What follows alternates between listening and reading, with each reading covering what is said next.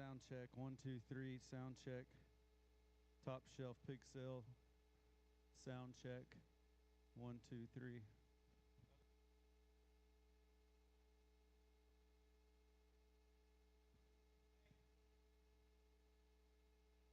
Sound check. Red microphone. 1, 2, 3. Top shelf.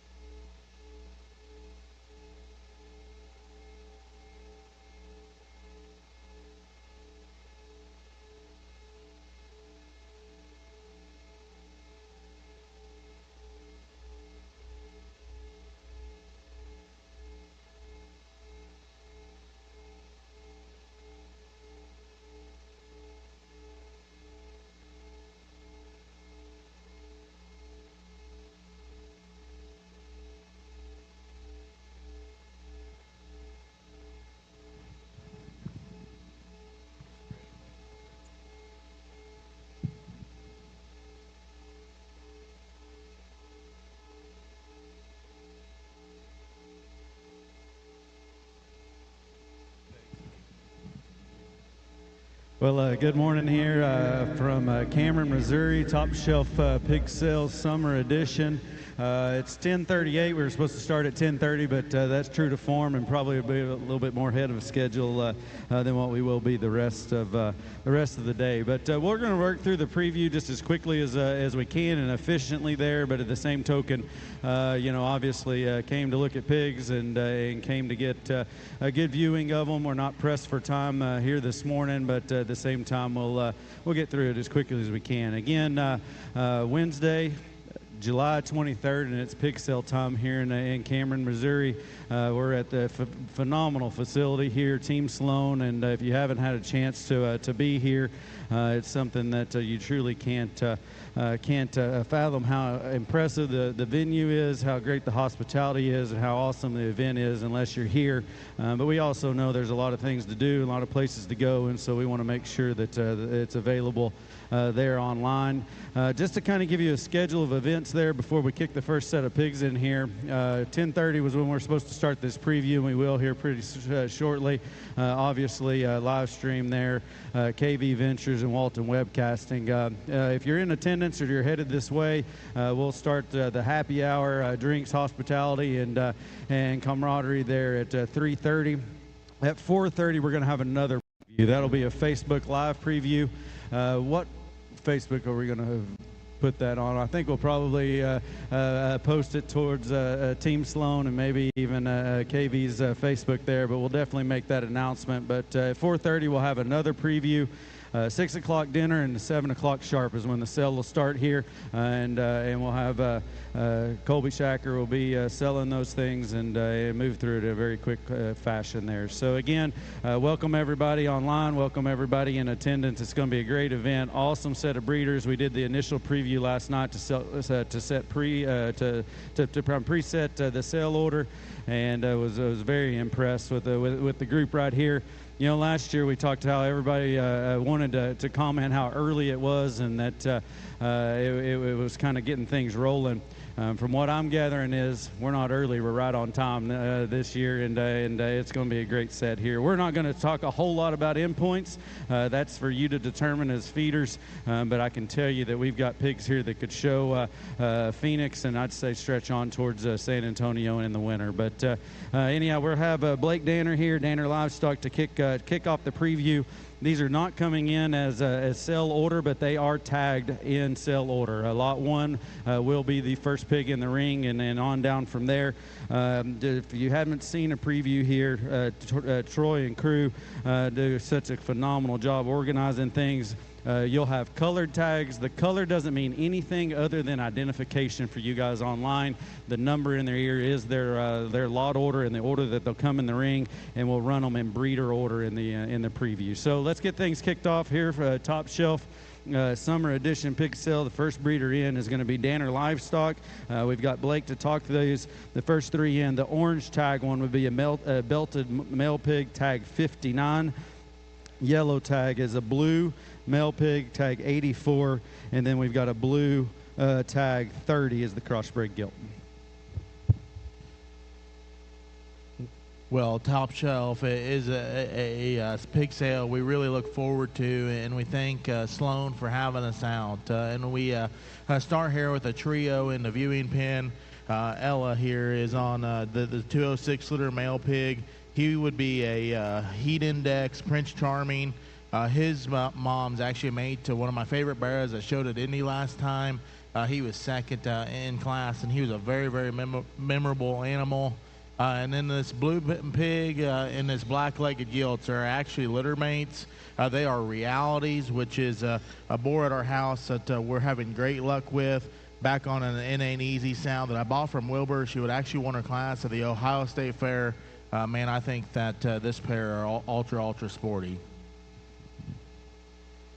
Well, Danner's always going to bring in a good set of pigs here, and I was really impressed last night.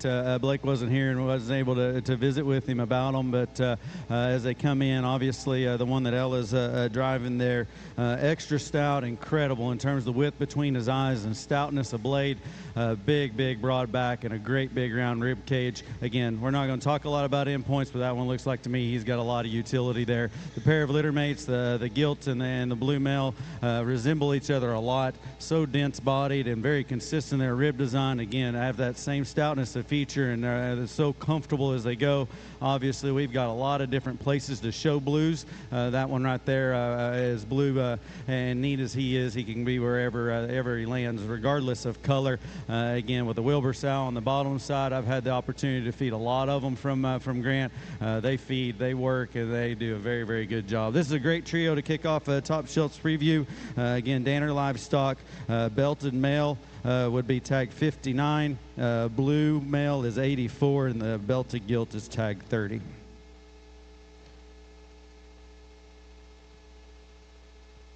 Yep. Next in, it'll be the last consigner or the last consignment from Danner, orange tag number 9, belted crossbred male. 136-4 here is a Pathfinder, which Pathfinder is a money's on, tricked out on Mox 8-9 sow, which is one of their foundation sows. Mommy is honestly a littermate to reality. She'd be a snapback back slap, breaking rules. The breaking rules sow would be a littermate to Lancaster's Barrow that was reserved at Expo in 21. This pig comes from the heart of our program. He might be the biggest one in terms of weight at this pig sale. I don't know if most of you have checked how far we can get these crosses these days. Don't think that this one can't show in the early parts of Feb. Yeah, obviously a bigger pig in terms of weight and size here, but again, as four rib reeds is one that you could feed for a while, and obviously extremely dense. He's probably one of the hairier pigs that we have. We'll talk about those catchy things. Everybody still wants to call it kind of a trendy thing, but gosh, it helps. And this pig's got it. And then for me, one that attaches their neck that high on top of a shoulder that can still go and be that comfortable in the front portion of his skeleton. He's so good about his jawline, and for a big outline, tall-shouldered, pretty pig from the side, when he comes at you, he's got an awesome chest floor. A great feeding kind of a pig there, wherever your endpoint is, and he's got a neat color pattern to go with it. That'll conclude Danner Livestock's consignments here to Top Shelf. That was tag number 9, belted male pig. Appreciate that, Blake. Next in, we've got Weisinger. He's got 7 head in here. The first 2 that roll in, Weisinger Farms here. We've got orange tag 32, Hampshire appearing crossbred male pig, and then the yellow tag will be tag 60, chromed up male pig, and we've got Nate here to visit with you about those.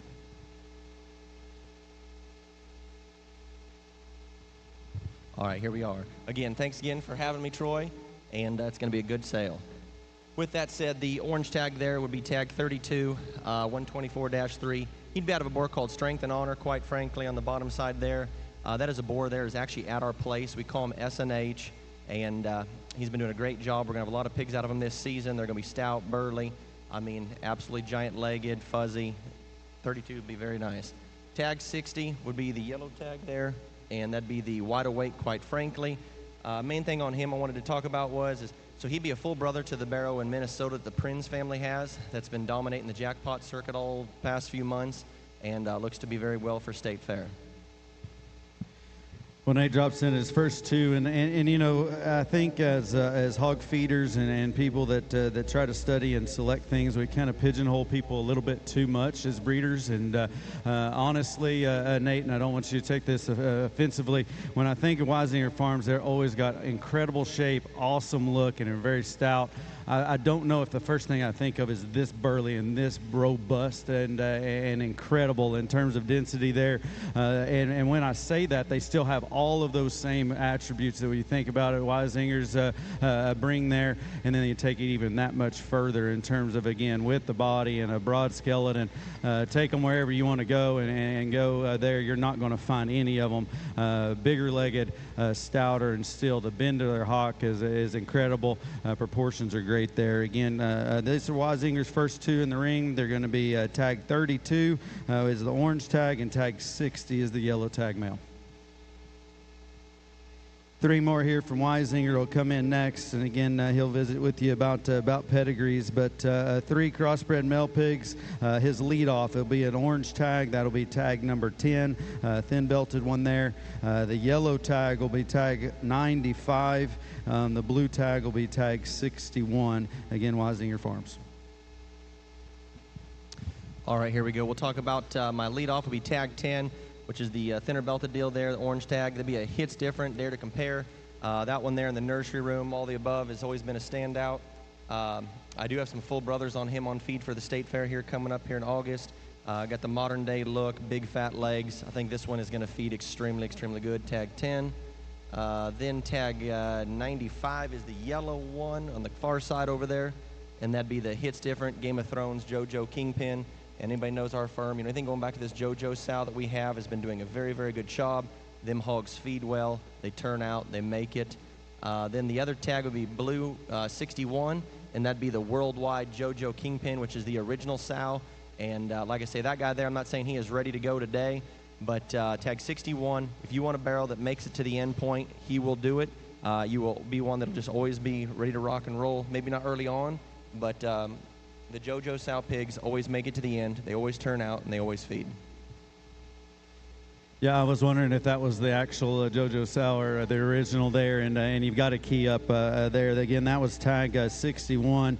I know that he says that he's not going to be ready, but that one hit me very hard last night. I love his rib cage and flexibility. His muscle texture is incredible, and then obviously out a very, very good sow that I'd say if you're following things, you would take note of very quickly, regardless where you're at in the country. That JoJo sow does a phenomenal job, and then she would be the grandmother of the tag 95 pig there, and they've got a lot of similarities in terms of, again, the turn to their rib, levelness design, proportionality there, same kind of muscle texture. Those two pigs are very, very similar, and obviously those sow lines that are predictable allows for good feeders to get along extremely well. That yellow tagged one there, or excuse me, the yellow tag, the orange tag 110, obviously Nate thinks a lot of that pig there for sure, and again, feeding for the long haul and still one that looks the part today. I think he definitely does so. Neat combination of stoutness and look, long-hipped kind of a pig there. Again, they all look like they've got incredible feedability. But again, that tag 10, tag 95, and tag 61, three more there from Weisinger.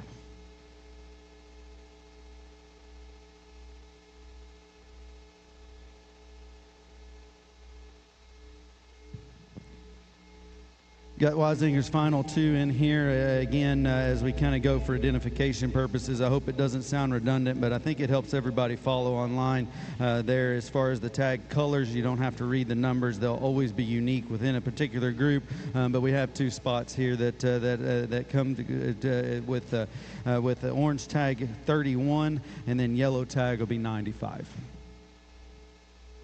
All right, again, yep. 31 and 85 are the tags. Yes, sir. Thank you.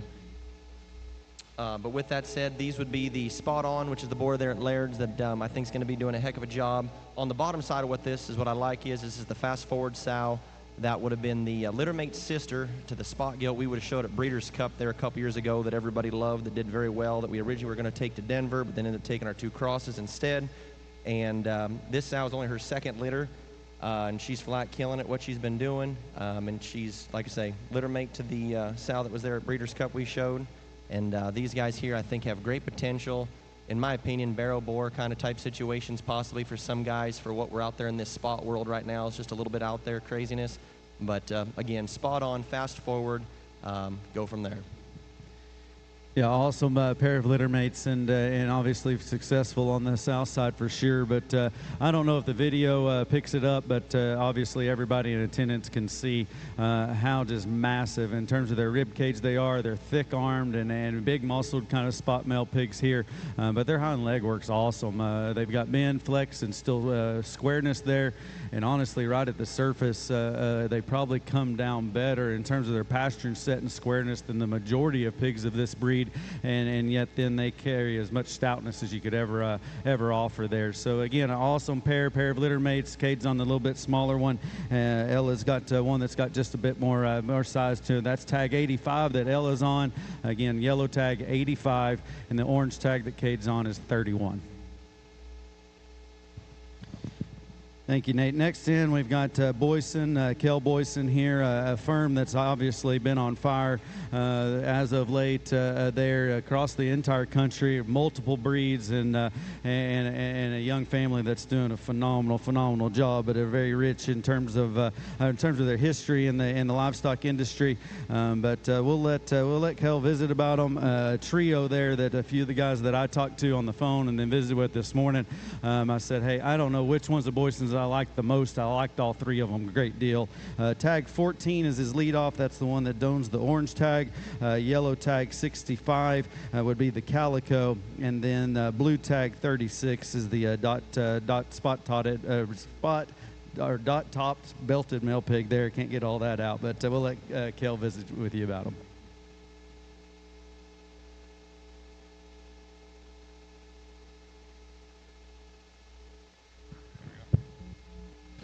Well, first I'd like to say thanks to Troy for the invite. This is our first time at Top Shelf, and I hope we get an invite back, because this is definitely a next level event that it's going to be fun to come to for many years. And we tried to bring a set that we like quite a bit. I'll start off with some pedigrees here. The two on the far left over here, kind of the chrome pig and the calico pig, they are both woke, wide awake, quite frankly, Cinderella. So their mom would actually be a litter mate to Wake Up Call, and we like her quite a bit. Our first litter is actually just going into the ring. The first pigs will show there tomorrow at our county. They look very good, and there is a Beanie down in Louisiana has got a boar prospect out of her first litter as well. We like these pigs quite a bit. That sow's extremely stout, extremely powerful, very good structured. We do own her with the Kraft family out there in Indiana, and we're glad to have that partnership, because we're glad to have that sow at our farm. I think she's going to be very influential down the road for us, and trying to make winners in the ring. The predominantly belted barrel, or spot top barrel, whatever Kelton says, there is an all-out, quite frankly, tricked out. So his grandma would actually be the same grandma as our blue gilded Expo there, that wins the light division at Expo. His mom just had her first pig go through the ring there last week, and was reserved at their county show. Very moderate, very powerful sow. This would just be her second litter, and this is the first pig that's going to be out of that litter that we're going to sell out of her second litter, and we like that litter quite a bit. I think feedability and just look and design is going to be very good on them hogs. Well, like I said, a trio that impressed me last night, and do so even more so whenever they get in here. And again, to use the word feedability, and that's why they hit me. Again, we talk about muscle texture, correctness of build, and then having height, the shoulder, and look to go with it. And all three of these are very similar in those regards. Obviously, you hear on the south side the emphasis that they put on pedigrees and getting those rounded up. And there's no secret now of why they're so successful and have won so much here as of late. Again, that leadoff is probably the most modern looking in terms of length of body, and still one of those that's stout. He's incredible coming at you for a little pig to have that kind of width, and still his elbows made right.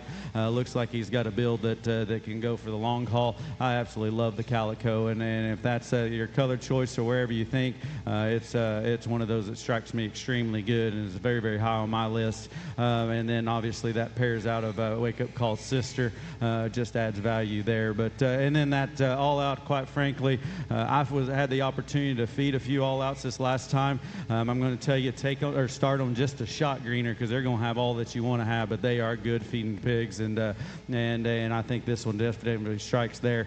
He's very high on my list. If we could ever get out of the description, we'll go with spot topped on him. That's tag, let's see, blue tag 36. Calico is 65, and the leadoff for Boyson is tag 14. Thank you.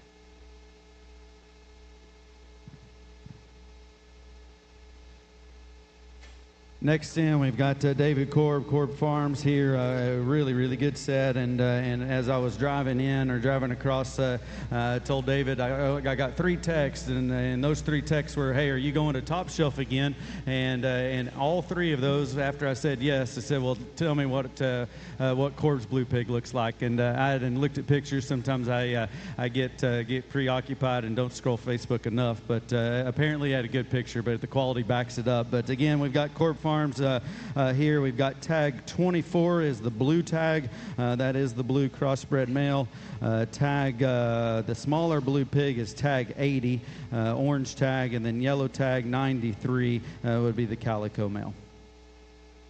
Well, these would be Wokes on a never before, Sal. I guess all three litter mates here, and obviously, you know, we kind of play in that blue division pretty hard, and maybe not on purpose, but just kind of how we align our sows and try to keep some Yorkshire back in our sow base. They seem to just feed better. They seem to do better in the crate, and ultimately, it's about you know, how your animals are going to mature and what they're going to look like at show weight, rather than what they're going to look like as baby pigs. Obviously, we've got to make them sale ready, but at the same time, you know, our goals are at the end, and so that's kind of what we've done with our sow base, and it's starting to really click for us.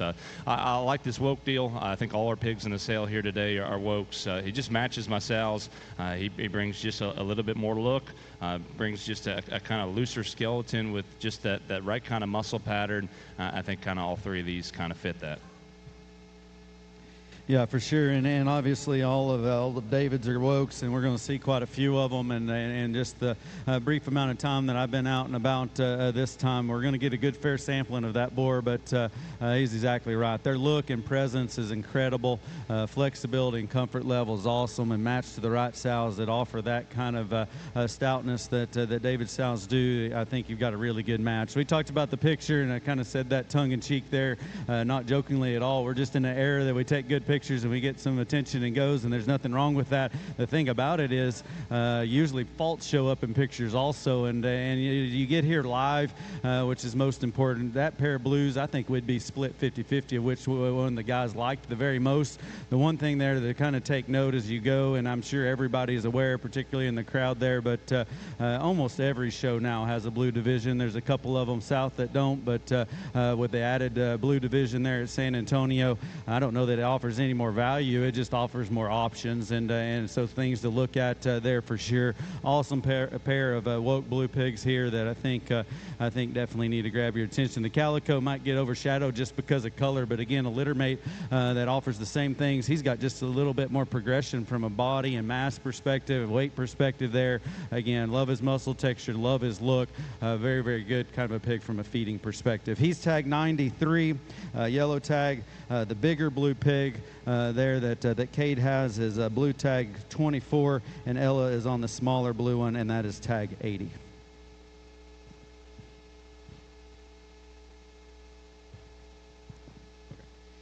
Okay, we've got a next trio here. We'll have the lead off that enters the ring first here that Cade's on. That's tag number 3. Again, we're still on Corb's entries. Tag 23 will also be another orange tag one, but that is a gilt. And then a belted gilt there as well will be yellow tag 54. Well, I guess before I get too much talking about the pigs, I want to thank Troy and the whole crew again for always providing a first-class event. We've been coming to this from the start of it, and so glad to come to the summer edition as well, and always excited to kind of bring some of your better animals to showcase them in this event. We'll start talking about the 12 litter, which would be the male pig, and then the pig that's the gilt pig there that's in the back. This sow is one of our very best on the farm. She would be the mother of Fortnite and Fight Back at Crossroads. We sold a pig through this ring a couple years ago that won the lightweights there at Kansas City for the Hawk family. The Everhart family would have just showed a gilt that was 3rd overall there at Louisville. The Russell family would have jackpotted a gilt there out of her first litter that won a ton of shows there in the state of Ohio. And so just I guess what I'm saying is I believe in this sow. I think the pigs match, and it's just kind of hard to go wrong when you got that kind of production out of her every litter. I'm going to start talking about the male pig. That's my lead-off, a pig that I love a great deal. You know, he's got a little more size to him, and so people have kind of asked where he needs to fit. I think he can kind of fit wherever you want him to fit, because he's a pig that can grow if you want him to. At the same time, you can surely shut him down and show him just later on. But I personally think he fits just a wide array of judges, and so that's my style pig. That's the one that I like a very good deal. The gilt there, that the 24 I think is their number. man, just looks like a clone of the Everhart gilt at this particular stage, with maybe just even bigger legs and a little wilder look. And so I think you kind of know what you're getting there. You know how she's going to feed, what she's going to do. You can kind of show her forever. That's kind of what those pigs out of that sow have done for us. And certainly a gilt you could jackpot or just show her big. Either way, pretty happy about her. We're going to talk about tag 54. I know I got long-winded on that pair, but I kind of just believe in those animals. Tag 54 comes out of the 8 litter, which is one of our best litters that we had in this group. You know, she's maybe not won quite as much yet, but certainly generates probably the most unique animals on the farm. I know Blake Danner's a fan of just about every pig that she's raised, and I think he's kind of taken about all of them. I don't think we've sold a whole bunch of them until this littered out to other people, just kind of the way it works. But she would have raised Meyer Holderly's gilt that won the White County Fair last year, and obviously Maya had another gilt, and so she maybe didn't get shown quite as much as what that other gilt did, but certainly one we were very proud of. And then obviously we got an animal that's going to show later on this summer we won't talk a whole lot about, but it sounds like he's pretty good as well. So I like this gilt a great deal. Not to get long-winded again, I think a very good 3 of them. I'm very proud to bring. I hope you guys like them as well. Well, obviously, no stranger to bringing high-quality ones to sales, but more so the streak that David and the firm have been on the last year, 2 years, and really for the last dozen years. But the last couple have just been absolutely incredible. I think I read a Facebook post one time that or here recently that you didn't want to brag or didn't want to self-promote, but man, when you've won as much as you have here lately, you need to get it out there and go. This trio can do the same thing. We talked about a couple of things of whenever you have a mindset of a breeder, the first thing that comes to mind, I always anticipate what gilt, or now in this case, pair of gilts that David's going to offer. I think he probably, I've never really talked to him, but it seems like he prides himself in bringing as high quality females you possibly can bring that'll win in the show ring, could potentially make sows there for somebody. This pair, study them how you like them. I think a phenomenal pair there, and obviously he visited with you about the male pig. That may be one as captivating as any of them from a look and presence perspective, and I know he's got the biggest hip and pin set that you could ever have in a baby pig that could still go like that. Very, very intriguing kind of a male pig. Again, could fit a wide array of judges. Awesome trio to conclude here on Corb Farms. The lead off is tag 3. The orange tag 23, and then the yellow tag is 54 crossbred gilt.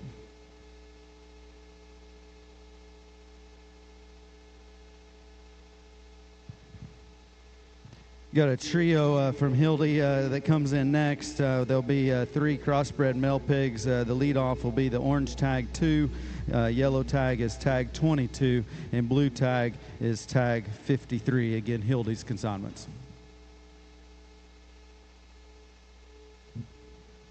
Well, on behalf of myself and Will and Hilty Show Pigs, we're certainly glad to be here. It's an event that we always look forward to, and I thank Team Sloan for having us once again. We'll start with our lead off here. It'd be the orange tag 2. This is a one-way to the extreme. This pig's aunt would be the mother of Skull Island. That is a new boar at Laird's that they would have purchased from us at the Midwest Established here this spring. That's a pig that we have a lot of faith in and like a whole bunch. Next would be our yellow tag. It'd be this off-belted pig here. That is a Kong saved by Grace. That sow just consistently makes good skeleton, good feeding pigs. Our last pig would be the wider belted blue tag there. That is a Relentless, quite frankly, never before. That never before sow would be one of the better sows on the farm there. That pig is a mate to a pig that we're taking to the opener this weekend that we like a whole bunch. Thank you. Well, obviously, Will couldn't be here and go through it, but a good trio of them here, and always brings a small group or sometimes just a single, but he takes a lot of pride, or these guys take a lot of pride in bringing the highest quality ones to a live event. And this time, these guys got just a little bit more size than you were typically accustomed to having here from Hildy Show Pigs. A very, very good trio. Have that traditional stoutness and ruggedness that you expect from this firm, and still awesome in terms of their rib cage. These may be as broad coming at you as any of them there, and I think they've got awesome look. Obviously, they're hairy, they're dark pink gunted, and I think positioned to get along extremely good. Will's not here, and I'll misquote it, but something that I always loved hearing him say, and it's so true. And we talk about it being early, and we all kind of joke around about timing, but I think he's the one that coined the phrase, maybe there's never a wrong time to put the right one on feed. I'm sure I'm going to say that wrong, but that is exactly true, and we're right here third week of July, and it's time to put the right one. I think any of these could definitely do it. Again, the lead off from Hildy is tag 2. Tag 22 is the yellow tagged one. Tag 53 has the blue tag.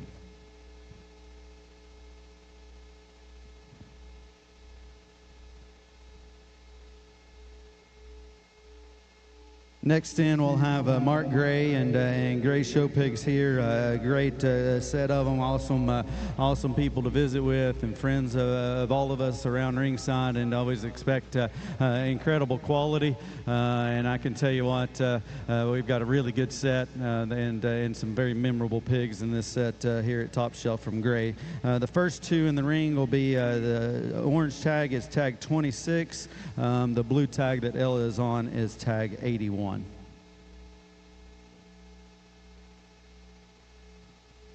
Would like to start out by saying that we really appreciate Troy and Scott and Tanya and Team Sloan, all the crew. Just an amazing venue and a great set of friends and people here, and really look forward and thoroughly enjoy this. And really, I want to say I appreciate my family back at home for taking care of. We're breeding, farrowing like everybody else, weaning, shooting pigs, and Carson and Madeline and Kelly are keeping everything running, and there while I get to come off and look at pigs. So I do appreciate them. We're starting out. The 4-liter would be out of a gilt that we got purchased there from Laird's. She would have been a mate to the Bear Battle winner there at Perfect Timing a couple of years ago. She's a tricked out timber. She was a Berkshire colored crossbred gilt that we showed as a Berkshire that was in the top end of the summer series. I think she was reserve overall. We've been making Berkshire crossbred hogs with her. They've been getting along really good. Decided this time we'd take her to Quite Frankly and maybe make a sour or two and go ahead and make some belted hogs and some crossbred hogs out of her. Really proud of this pair of hogs. I think that has been a very good sale for us. I think a pair of hogs, it's got a really good future to them. Yeah, for sure, and you know, when Mark comes to town, and Gray is always synonymous with having unparalleled just quality and look about them. You can obviously tell intended to be for pigs to win. And I was intrigued to see, you know, things move so quickly in the show pig world, but for these to be directly out of Quite Frankly, I knew there was a plan there and a boar that's stood the test of time on pigs that'll feed and to go. For me, these are pigs are probably just a little bit further along in terms of turn to their rib, spread up top than what we're accustomed to seeing with the Quite Franklys. You could tell from the pictures that are posted, and then here and on foot, they are toe tall fronted and neat looking, neck attaches high, look like pigs there that'll feed. And you could call them greener, but at the same time, if you study their edge, and again, like we talked about, the roundness of their rib, a really good pair of Quite Frankly sired litter mates here. Again, the gilt has the blue tag, and that's 81. The male, orange tag, 26. Got another pair here that Mark brought, and again, you don't want to ever overshadow the whole set, because I thought all four were awesome. But as I laid down in the at the hotel last night, this leadoff tag number 5 was probably the one that I fell asleep thinking about there. We'll let Mark visit about him, but again, that's his leadoff tag 5. The blue tag is a gilt, and that's tag 55. I'll start on 55 there. That's another gilt that we bred to Quite Frankly, and it's a gilt there that I judged Faulkner County last year, and Harley Harris had that gilt that she got from Schulte's Carter, and she was a buckle up gilt, one that I just thought I needed to own and have, and I appreciate them letting me have her. But that gilt is out of that sow. Or that gilt, it was a gilt litter. That's the only gilt in the litter, and I've contemplated and trying to figure out what to do. But for this venue and this sale, I wanted to bring what I thought was my best gilt and best male. And then that's leading into 5. That's one that that I definitely have spent a lot of time looking at from the time he was born, kind of like his daddy. I spent a lot of time staring at his daddy, spent a lot of time staring at this one, a hog that is out of a Believe in Me Nirvana sow there that was very successful. She won our county show. I think she had my best set of Decembers there last time that we sold, that I've gotten videos on that look very impressive and very good hogs. That pig is, like I say, our cultures we're very proud of, and I mean, I'll let Kelton talk about him, but that's one that I'm very proud of, and I wish I could make more of him look like him, but in Tag 5. Well, I'd say everybody would want to make more of them look like that, and it's dang hard to do. And Mark's such a humble individual to talk about ones that go, and you know, we could probably break this one down, but he has as much unique properties and still at the same time as fault-free as you could have one there. And everybody hates to use fault-free, hate to use complete, but I have a hard time picking a hole in this one, and yet he is an absolute freak in terms of his look, a freak in terms of his rear bone, and not just having a big, hairy, coarse hind leg. He's so clean jointed, and his bone's consistent whenever you get him behind and study that column to the ground. Again, we're not going to break him down. That's an absolute gangster, and it is very, very tough to make those in any generation. And yeah, everybody would love to have more of them, but rare find that don't come around all the time. Obviously, thinks a lot of that, the sow that one's out of, as well as the sow on the gilt there. I'd say dig in there. Don't let that male pig overshadow the gilt if that's something that you're interested in. Neat color pattern, black-legged one there. Proportions are awesome. Frame size is perfect. I love her maturity pattern. She is so stout about her skull and her blade, and her hip and rear legs probably assembled as good as you could ever ask for one to be. So an awesome pair, awesome group here that Mark brought. Again, here from Gray's. Tag 5 and Tag 55 is the gilt.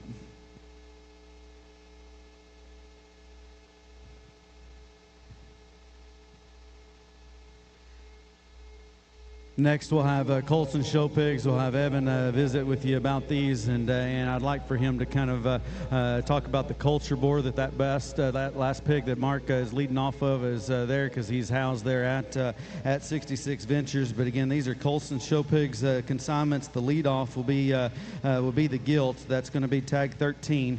The belted male is Tag 64. That's the yellow tag. Orange tag goes with the calico, and that is Tag 35. Yeah, thanks, Kelton. Certainly thankful to be here, and thankful to the Sloan group for inviting us. And we like our 3 pigs. Excited to kick off pig selling season. Our leadoff today is going to be the gilt.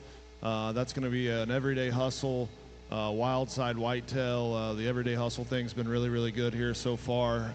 That gilt's mom I would have bought in the get-together from Kimball and Terry, and her mom is whitetail, and that sow would be the $180,000 bred from Goss that would have made the reserve champion hamp at OYE this time. And then the mate sister to my sow there was reserve grand at Phoenix there for Humphreys. And so that's her first litter. I kept the mate boar at home that looks really, really good, and that's a good litter that I'm sure we'll drag more of those out to Texas Live sales. Our second rounder is going to be this calico. That's going to be a Reckless wide awake. Split. Reckless is a ruthless boar there that we bought. That's from Seth Abels there in Georgia that we found, and he's got the good mullet little bro tier 1 sow behind him, and that boar's doing a really, really good job. And this pig, I would have sold a gilt in the spring holy smoke for like $15,000. She won the points series there in Oklahoma there for Caitlin Dufer, and the mother of that pig would be a littermate sister to her. And then we round out the deal with the freak show here, another culture on the Grand at OYE that my brother showed from Cantrell. That pig's just a little bit different, and I think that's the way those cultures are going to look. They're just going to be a little bit different, and neat trio, like I said, and certainly appreciative to be here. Thanks, guys. Well, Colson Show Pigs obviously always will be as competitive as anybody. I get to talk to Evan probably as much as I do anybody, and it's been awesome working with him at 66. And I hope you're able to look at that set of boars and you're able to see what they put together and their ability to sire pigs there that not only look like they're positioned to be good sale pigs, but absolutely phenomenal in the long run.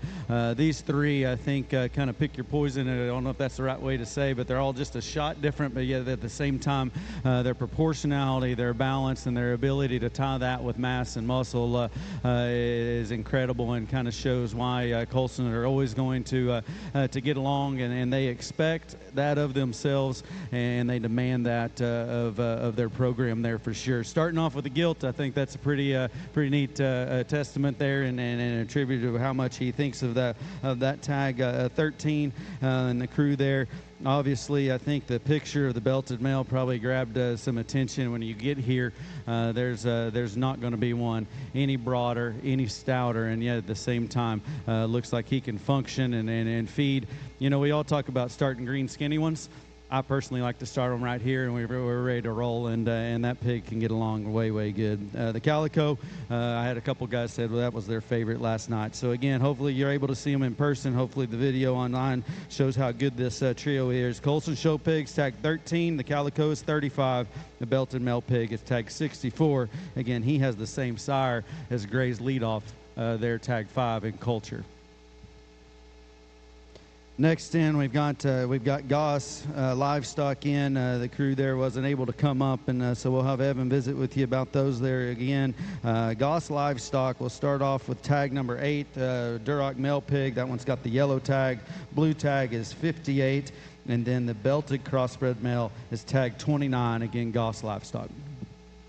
Yeah, I think bear with me just a little bit. I'm going to work through Blake's notes here on my phone that aren't necessarily just the most detailed, but he said the mom of these reds would have won the Durocs at CPS last summer and was 5th out in division at Expo. And when you think of Goss Livestock, you don't necessarily think of Duroc show pigs, but I can tell you as somebody that frequents that place, and Blake and Ty are really good friends of mine, you know, that their red program is pretty elite, and they've been fortunate to get along in these reds really well, and Dana really likes these red sows, and they've really focused on those. The belted pig, that one's mom was grand at the Spring Kansas City for Humphreys, and then reserve grand at STC, and then the grandma there would be the mom of the Odell Gilt there at Kansas City. So certainly some good lineage and some good pedigrees like you would expect from the Goss crew. We'll let Kelton talk. Yeah, obviously there's no firm that's had more success here lately than them guys. And what I've been admired with the Goss crew is obviously they hustle, they work, and they have a large number of them at shows that come from lots of different breeders there. But they've been able to accomplish that with a large majority of them being raised right there at home. And again, we mentioned Dana and the red deal, but Dana keeping the wheels on and going is definitely helps everything together, and obviously Kent and the whole crew. It's just an awesome family venture, and then at the same time another firm that expects and demands excellence here. The pair of red ones are different. The larger one that they lead off on is obviously the faster growing one, and I think both from a maturity pattern he's going to be a faster gaining one, and one that you can kind of hammer on and go early if you'd like to, and still he's got the stoutness to reach. The smaller one there is a little bit more moderate, a little bit broader, and a little denser, probably one of those that you could definitely get on into the winter. Belted pigs maybe a shot greener than a few of the ones that we've seen there, but again, one that looks like he can feed. He's so parallel in his lines, his transitions are smooth, he's still crisp about his edge, and looks like one of those that makes a good big pig. I don't call him a jackpot winner, but I think that's a good big pig in the belted one there for sure. Again, this is Goss Livestock. Tag number 8 is the leadoff. Tag 29 was the belted pig, and the blue tag, smaller red one, is tag 58.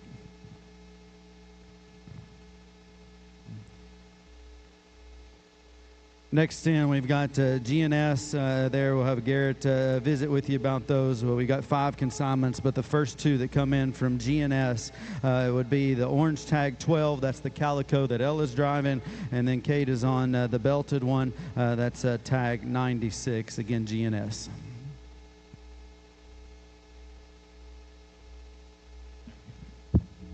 Yeah, again, first time to the Top Shelf Pig Sale, and incredibly excited. Thanks to Troy and crew for having us out.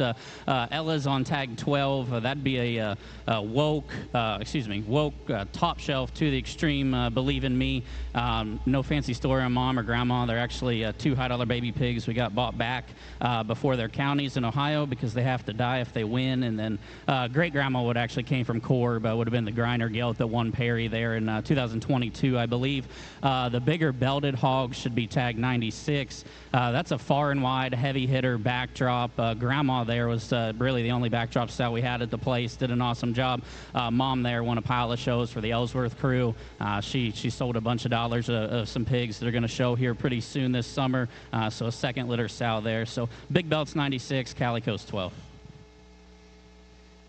Again, first time for GNS to participate here at Top Shelf, but as Troy called there, he's going through the new breeders and additions to the sale. I was extremely excited about Garrett being able to bring this set and to see them there firsthand, and again assembled as good a set of breeders, of the best breeders that you could to come in of good sale pigs that are going to be prepared and presented right, but more so have a future in mind. I love this Calico pig, and last night he was another very memorable one. I still call him green and immature in the way that he's put together, but that is one big fat rear leg, and I don't know if you can see that online, but here in person it is absolutely ginormous.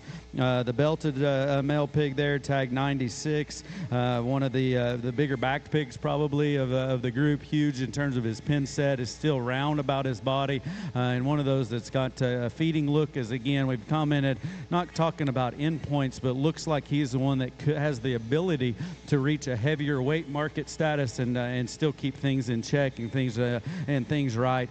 I like that pig there, and if we are able to see from his shoulder to his ears about 6 inches, that's a good pig there. Again, huge in his back, and a great pair to start off with GNS. The lead off is tag 12. That's the Calico. The belted one is tag 96. Next trio in, again, we're still on GNS. We've got the smallest one here will be tag 34. He's got the yellow tag. Orange tag is 63, and then the blue tag would be tag 86. Yeah, it's a group of pigs we like, and we were pretty adamant when guys came to the farm that we were going to save these 5 to come here. So we'll start with the white-tailed one. That's actually a mate to the Calico, tag 63. So again, woke, top shelf, to the extreme, back on that core, believe in me, sow. I don't know, it's a pig to me. It just looks like a feeder's dream, if you will. Then the other pair out here, the little guy and the bigger guy, they're actually litter mates. So the small, kind of real hairy painted up one's 34, the bigger chromed up one's 86. Those are wide awake, quite frankly, steel towns. Their mom's just an incredibly impressive one to look at in the sow lot.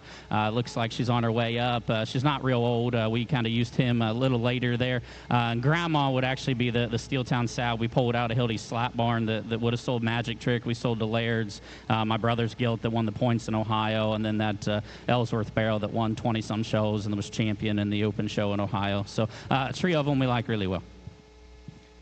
Yeah, again, a trio of smaller ones. You know, it's hard to tell size here, but small pigs that obviously look like they probably hadn't been set down for just a real long time, but incredible quality. We'll start with that white-tailed one, tag 63. I didn't realize last night, I get too sidetracked and talking and visiting and just looking at pigs that's a litter mate to the Calico. I had no idea last night, but he got 4 stars in a circle there, regardless wherever his pedigree was or litter mate to that lead off, but awesome pig there.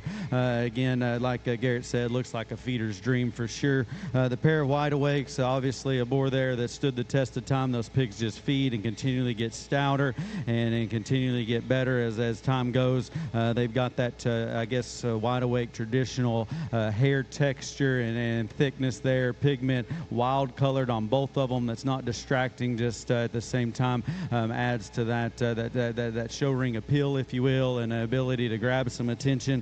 The bigger one's more advanced in terms of muscle and rib and body. This little guy is one of those that hit me pretty good there as he came in last night that Ella's driving. Again, awesome trio here to conclude on GNS. Glad they're here at Top Shelf. Ella's on tag 34. Tag 86 is the mate, the bigger chromed up one, and then that white-tailed one was tag 63.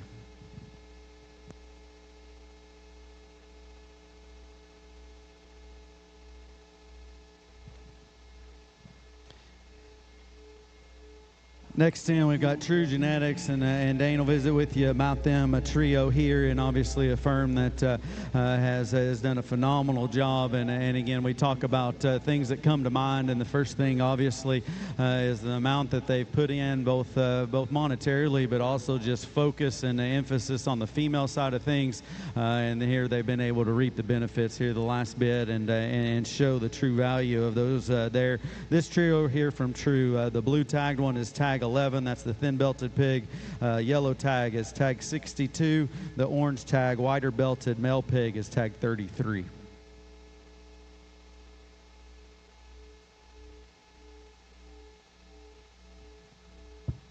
Yeah, and thank you, Kelton, for that. And first and foremost, before we introduce the True Lots, I want to give thanks to Team Sloan, not only for the invite back, and also for the hospitality here in Cameron. It's second to none. Starting with the True consignments, we'll start with the blue tag, 2-2, tag number 11 bear that Isaiah's on. That one there is a fast track, buckle up, no stranger. Mom would be one that originated from our good friend there, Mr. Schwecky, one. This would be her gilt letter, and if this is any indication of the quality and just kind she's going to stamp moving forward, she's definitely going to work her way up in the ranks there in Rensselaer. Goes back to that no stranger sow Mr. Schwecky's working with up there in Minnesota that he got from Garrett Cox, and I believe, if I'm not mistaken, Schwecky just sold a real nice trust fund son there to the Premium Blend crew, and that boar's grandma would also be the grandma of this bear, so the proof is in the pudding, and this is one we dig a real good deal. The next one we're going to talk about is going to be tag 33, 10-3, the bear Ella's driving. That there is a happy hour back on 20-9. That'd be a back it up, the King Jude. So that intact male pig, his mom would have raised actually Casey Mabry's bear last year. That would have been reserve grand there at the Texas National, and then would have been second in class at Angela, one we liked a lot and we're very proud of. The Mabry crew did a terrific job with him. This bear here is one, when we loaded him up, just in terms of look from the side, balance, proportions, bend and flex. This one's the kind we try to make, just where we're trying to go with our operation there in Rensselaer. We think a lot of this tag 33. Find him in the back for sure. One we like a good deal. Then we're going to round out the bear, or the intact male pig, Cade's on tag 62. That'd be 9-4. That'd be a happy hour back on 13-6. That'd be a picture this, never before, best man 18-8. So that male pig there's mom would be picture perfect's best sister. Grandma would be that $33,000 Boble sow we buy from the exchange a few years ago. Done a terrific job. Yeah, these are the three True Lots. We think a lot of them. They sent the A-team out here, Isaiah and I. So if you have any questions, find us in the back. Again, thank you, Troy, and the crew here at Team Sloan for the opportunity to consign. I'm not sure on the A-team. I think you are getting it done, but at the same time, the first time I saw that thin-belted pig, Riker was judging. I think that's or driving him. That's the A-team right there. But a good trio there. I was anticipating seeing that pig. I'd call him even better in person than on Snapchat. The thing about it is you get three of them out here, and they've got look and stretch and feedability and the maturity pattern to get there in the end. Their hip and rear leg design is absolutely impeccable, and one of those that you're able to mash on if you need to in the feed bucket, but probably have the dimension to sit and stay just a bit there. And again, hopefully you're able to join us there this afternoon, or hopefully you're able to see it on the video of how impressive a trio here from True is. And obviously we just talked about the sow herd that they've laid in, and it offers the predictability and the ability to know that you're going to have or maybe a little bit more predictable deal in the show pig offering, that they're going to actually turn out and get along, and that's why they've been so successful. So we're going to kind of move into to Sloan's lot lots here. I think we've got 48 as we go, but kind of a few things there. Obviously, we've got breeders from across the country. More importantly, we'll have buyers from across the country, bidders there. Don't hesitate from wherever you're at, whether West Coast, East Coast, South, or North, wherever you're out in the country. These guys will work extremely hard to get the pigs to you. We're on the early side of the summer-fall pig selling season, and there's going to be no problem. In fact, trailers are leaving tonight and in the morning to head towards Conway to the opener, and I'm sure points there in between. And then ability, there's going to be lots of guys, even around ringside right now, to be able to get them different points. And so give these guys a call, and we'll get that arranged. Just make sure as soon as the sale's over that you let us know where they need to go. Again, Tanya and Scotty and the crew, they'll have a great meal, hospitality things there later on this afternoon if you're able to get here, and then we'll post this preview. But again, we're going to transition. We're about halfway in. We'll transition to Team Sloan's lots here. Again, there's 48 of them. We start with a pair of them here that I think are a good way to kick things off. The gilt is going to be tagged 92. The Crypt Orchid crossbred male pig is tagged 37 there that's got the yellow tag. Well, thanks, Kelton, and thanks, everybody, for tuning in. Awesome set of pigs, I think, not just ours, but obviously the consigners brought the heat. They looked good last night. I thought they have exceeded expectations, though, today, in my personal opinion. The 92 is a Claws Trick Daddy, king size. That's a young sow that's just kind of getting fired up, but had a very, very nice litter in November, and those pigs are showing now and have seen some success across the country. This 37 painted up crossbred Crypt Orchid is one of my personal favorites of ours, if I'm just being honest. That's a Claws tricked out, never before. The Platte crew would have showed her mom at Expo there a couple seasons ago. I don't remember exactly where she was at, but got a piece of her division, third or fourth overall there in that particular division at Expo. We've kind of built around that sow. She would have had 2 division champions there at Houston. Actually, Kelton's crew would have fed some out of that particular sow and had something to do with those particular barrows at Houston there a couple seasons ago. Again, he's a Claws tricked out, never before. Everybody can say what they want about the certain boars. I will tell you the Claws deal here has been very good. Those pigs have been very successful for our firm this summer.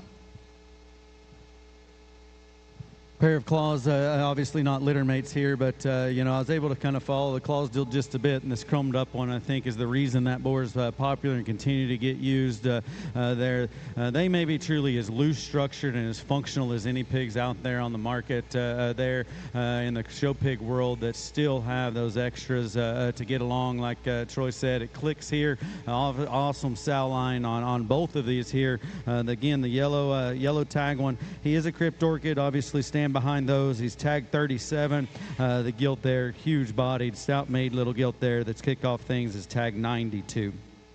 Next pair in the ring here from Team Sloan will be tag 99. It'll be the traditional belted gilt. Then a thin belted male pig. Yellow tag will be tagged 38. Yeah, again, 99 and 38 from a pedigree perspective. 99 is a gilt that maybe we put a little lower in the sale order, and Kelton can contest to maybe my sale order sometimes. I like to keep a crowd, I guess, for lack of better terms. That is a Kong.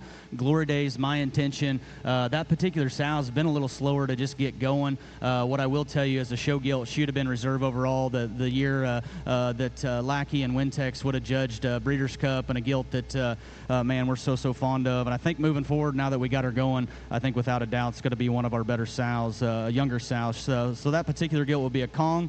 Glory Days, my intention. So it goes back to some really neat stuff in my personal opinion. The other bear out here, again, probably sounds like a broken record already, but long-term speaking, that's one of my favorites of ours. And I'm not going to tell you he's the wildest or the bloomiest one. What I will tell you is that pig's always had a giant hind leg. He's got hairy hind legs, and I think his body hair is going to come on even more if that's any indication of kind of what you think on a hair side of things. That's a far and wide. We like that litter a good deal. deal. We'll see a few more of them. They vary a little bit in size in those 143s, but that's a far and wide cotton appin, never before. I talked about that never before sow earlier. That's done a really good job for us. Same song and dance there. Mom's a young sow. Riggins' crew would have actually showed her as a lease gilt there a couple seasons ago. Riggin could tell you, but I think she won like 12 or 15 shows. It was just astronomical, the amount of success that she had. So again, far and wide, cotton appin, never before. Well, again, a great pair, and I'm not going to talk very much on pedigrees at all. First, I get lost, and these guys are doing a lot better job of it and obviously know their stuff. But probably because of Top Shelf and following the Sloan deal, the bottom side of both of these, I kind of anticipate them coming and to know that they'll be very, very predictable. Troy's exactly right. He does an awful job on sale order, honestly. He does a great job hosting an event and a bad job of lining them up on his own stock for me, because this gilt was way high. When she came in. Again, Kong, Glory Days deal has been awesome here. Big back, neat looking, and one of those that I think could fit lots of different places. Breeders' Cup and then on down to the south, make a great sow. Another very memorable pig, one of the greener ones I would call, in the thin belted bell there, but absolutely is wild looking. He said he wasn't wild. He was probably saying from a muscle perspective, because that is one wild looking one from a presence perspective. And then again, for one that I would term green and immature, fat rear-legged, and it does work extremely good. Again, that's tag 38. The gilt is tag 99. Continue on with Team Sloan here. We've got a trio that come in. Tag 17 will be a crossbred belted male pig. He's got an orange tag 17. The yellow tag would be tag 70, chromed up male pig. The blue tag is tag 72. We can start with 17 just because he's out front there on Cade's stick. And again, it's hard to have 48 in a sale and try to get them all sold. And, you know, you want to talk them up. And at the same time, you want to be humble and represent the livestock the best you can. I love that pig. He would be a litter mate to the gilt that Kelton just gave me a heck about being a little down the sale order. So, again, the mother there, young sow, just getting rolling. Cade would have had the opportunity to show her. She would have been reserved at Breeders' Cup. And, again, moving forward, I think is going to be a big key component here at our particular place. The other two male pigs would be Claws, No Huddle, best kept secret. So a pair of litter mates here. That's a younger sow. Grandma we would have bought at Hilty's sow sale there. I think it was the first sow sale Hilty ever had. She was a calico, if that matters. I don't know if it does, but I fell in love with her at that particular sow sale. I don't know if she ever just had a big time win, if I'm being honest. What I will tell you is the daughters that we kept out of her are doing an incredible job. I know Corb and Hilty and some other firms, Trace, obviously used that no huddle deal. The bearers were nice. There's no doubt. What I will tell you is the no huddle sows are just absolutely incredible. Obviously tight with Hilty and get the opportunity to go out there a couple times a year and enjoy our visits out there. The no huddle thing again at his place and other firms as well has been very, very good. Very, very fond of this 17, and I think those other two males could maybe fall under the radar in terms of just good built ones that'll make it in the end. Yeah, we'll start talking about the Clauses. Just again, a pair of them with a similar sire, and we talked about that earlier on the first set of Clauses. I think the reason that boar's gotten the reputation that he has and does such a good job, again, their muscle texture, their flexibility, they're short-backed and round-bodied pigs there that are absolutely as dense and thick-haired that you go, but they still have presence and again can go any way. And lack of a better way to say it, it looks like you could hammer down and just punish them with a feed bucket, whatever you wanted to do on that pair there. Again, as we kind of led into the sale, and my kids asked me if I was coming back here, or Troy's having me back, and I said, yeah, I think so. I don't know why he gets me on the microphone, but he's asked me to do it again, so I'm going to take the opportunity to go. And first thing they said was, don't talk up the one that you like the most, but he's asked me to give me an opinion. 17's my pig. I love that pig. And again, a mate to that gilt out of that last group. A great trio here. Obviously, 17's got the orange tag there. Yellow tag is 70. The other claw-sired pig is blue tag 72.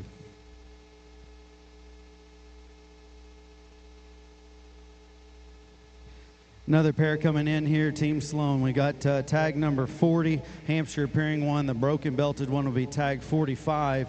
And a pair here that was highly anticipated by myself as we kind of went through pictures, and definitely didn't disappoint. We'll let Troy visit about these. Yeah, thanks, Kelton. And 40 and 45 come in next, just like he said. The 143.3 is another one of those far and wide cotton app and never befores. That pig would be a mate to the male pig that we just brought out, that we talked about being a little skinnier but had big hind legs. This pig probably frustrates me as much as any in terms of where he fits in the sale order, and I don't know if that's a good sales pitch or not. What I will tell you is I think that pig's ceiling, if he does the right things, is maybe as high as we have in the sale. If he needs to be higher, if he needs to be lower, I would not argue. I think he's got some very, very hard pieces to make, and if he does the right things, and I know you can say that about all of them, but if he does the right things, I think it'd be very nice. Again, another far and wide. The Watch and Learn is the tag 40 orange tag, 135 litter. I'd tell you what, I told someone last night, I think I told a multiple group of people, this Watch and Learn thing is going to be very, very good. And I don't say that just because he or kind of his mom originated, I guess, from here, but that's the boar Cooley would have sold at PT there last fall, maybe a little bit under the radar. But I can tell you, when I was at Breeders' Cup and when I went to Crossroads Genetics, Watch and Learn hit me like a ton of bricks. If you see our preview and you watch our sales sheet, those pigs are going to continue to surface. We've bred sows back to him. Again, maybe not your most popular boar, I guess, for lack of better terms, in the country. I tell you what, though, I told Beck, just send me all that he can, because I like those pigs a good deal. Again, that's a Watch and Learn. Mom would be a no introduction, lock it up. The grandma would be the Raven sow that did such a great job for us. Obviously, a live pig sale and seeing them on the hoof is the most important thing. But as you scroll through there, I'd ask you to go look at the pictures of 40 and 45. They're absolutely incredible, and if ones can stop and pose and look like that, you can just envision the banner behind them almost. And they come in here. Honestly, I told Troy last night they were so full that it was hard to get a good read on this pair, and they come in here more appropriate from a field perspective. But hey, I'd say it'd be good that they know to eat and can eat there. But 40's probably as broad and has got as much spread as any of them, and not just spread up top, but that is just a big, broad-bodied one that when his head gets cranked and going, he's still got an awesome look and looks like one of those that if he feeds the way that he gives you the indication now, could just swallow him up whenever he gets to the big ring there come this winter. The broken belted one, neat colored in my perspective there. He's got a neat combination of extension of front end and a short back, and still very, very dense skeleton there as well. That's yellow tag, would be tag 45, and the orange tag is tag 40. Next pair in, a different wrinkle here. We've got a pair of spot gilts. Tag 78 would be the yellow tag. Tag 79 is the orange tag. Well, we bring in spots, and without a doubt, our group here just loves this breed, and they act so well and are just so fun to deal with. But with that being said, I will tell you, the spot thing's been good. It's aggravating. I think Weisinger hit on that earlier, a breed that maybe just doesn't have a perfect direction that they're headed right now. What I will tell you, and I don't know if this is maybe popular to say or a great sales pitch, we had 3 litters of spots for this particular sale, and we narrowed it down to 4 pigs. If they're good enough, great. If they ain't, that's fine too. What I will tell you is I do think from a maturity perspective, our set of spots are right where they need to be. We've been fortunate or unfortunate, I'm not sure what you want to say, to be in the spot business, I guess, for lack of better terms, for a hot minute here. And I will tell you, like I said, these are the kind that have worked best for us. These are out of Rewind. That'd be the champion boar there at Summer Type last summer. Those pigs are feeding very, very well for us. I think they lost him there at a young age, and maybe don't have many more coming, obviously. But I think this pair of gilts have the right kind of proportions, the right kind of look. Sal's a younger sow, but I think going to do a very nice job. Should have been a champion spot gilt there at Breeders' Cup a couple seasons ago.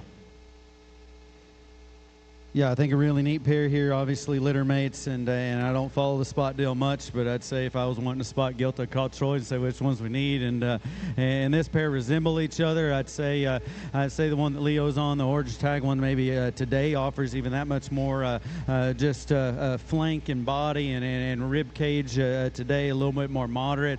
I guess the other one there, that tag 78, is kind of the one that I gravitated to last night from just being that scripted about out at her jawline. Her edges are awesome, and for me, she's got a neat color pattern that'll grab you when she comes in there, and extremely high quality. I think their maturity pattern's right, their squareness of build and joint quality is correct for the spotted deal. Pair of litter mates there, take your pick. Tag 78 is the yellow tag one, orange tag is tag 79. Next pair comes in, another spotted gilt and a spot male pig. They're litter mates, not mates to the other pair that we just have. But the gilt would be tag 77. The male pig will be tag 74. Well, again, a pair of mates here, like Kelton alluded to, 26 litter, and this sow's kind of been on our radar in terms of trying to find one to move forward with. To be honest, we probably haven't kept enough of those spot sows.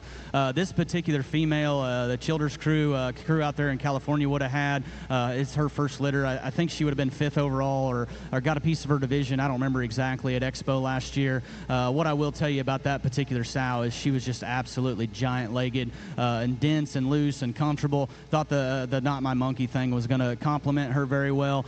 These are the best two out of that particular litter. Like them, hate them, or whatever you want to say. I think they got a legit shot. The big gilt, or the gilt reads like a big ring one, long-term speaking. Again, got to be a little more patient, I think, on some of these pures in relation to some of the crosses, regardless of who makes them. For me, the boar pig reads like one that could just be incredible. And I'll let Kelton kind of tell you what he thinks. In my personal opinion, I think that pig needs to be fed a little bit more like a crossbred. Probably needs to be more like a San Antone or a February kind of show. I think very, very far-reaching pieces there. Again, our crew don't love the spots because they don't act the best or cooperate the best. And again, Weisinger probably would agree. But I think once these get their heads up and kind of they get them put together, I think this pair's got a shot. Yeah, for sure, and very similar from a maturity pattern and height of shoulder perspective. The thing that I admired about this pair and really all 4 of the spots here that Sloan's offering is they have width of chest and they're broad enough at the top of their blade. They're muscular kind of pigs there, and we talk about squareness of build, but we don't talk about where their elbow sits and their knee in relation to their foot. And in this breed, we better pay attention there. And these are so ideal in that regard. One of those that they'll stay comfortable there. I turned to Troy last night when these ran in that initial preview that we did there in the back, and I said, hey, this male pig's pretty good, right? And again, I don't follow it, we don't buy them, and we don't go, but I can tell you what, the one that comes in with that presence, but most importantly, he's got a crossbred shape to his back and his edge. He leads into an awesome hip, and it's got a big pin set, a big rear leg, a square rear leg, and his pasture's set right. But he said feed him like a crossbred, but quite simply, he just looks like a crossbred, and that's why you needed to handle him in that regard. Very, very good pair. Again, these are a pair of litter mates out of Not My Monkey. Would be tag 74 would be the male pig. Tag 77 is the gilt. We'll switch back into the crossbred ring here, and we've got a trio here. Again, we're on Team Sloan, and Troy can talk about them here. Tag 18 will be the wide belted one. The orange tag 18, yellow tag is 69, and the blue tag is 71. Yeah, we can start with the 18 there that Landon's on out front. And again, not sales pitching. I don't know where this pig fit in the sale order. You know, we talked about leading off with him. We talked about moving him down a slot. He's not the bulkiest one. He's not the bloomiest one in the back of the barn. What I will tell you is I've loved that pig every single day that I walked in the nursery. He's always had giant hairy rear legs. He's always has always had a long hip that's loose and flexible and comfortable. This is a sow here that gets to stick around even though she only has a couple pigs a litter, because she always has at least one that looks like this. If I was a betting man, I'd get behind that one. I've always liked that pig, and I know it's hard to talk your stuff up and try to sell them, but at the same time stay humble. Lot 18 orange tag is very, very high on my list.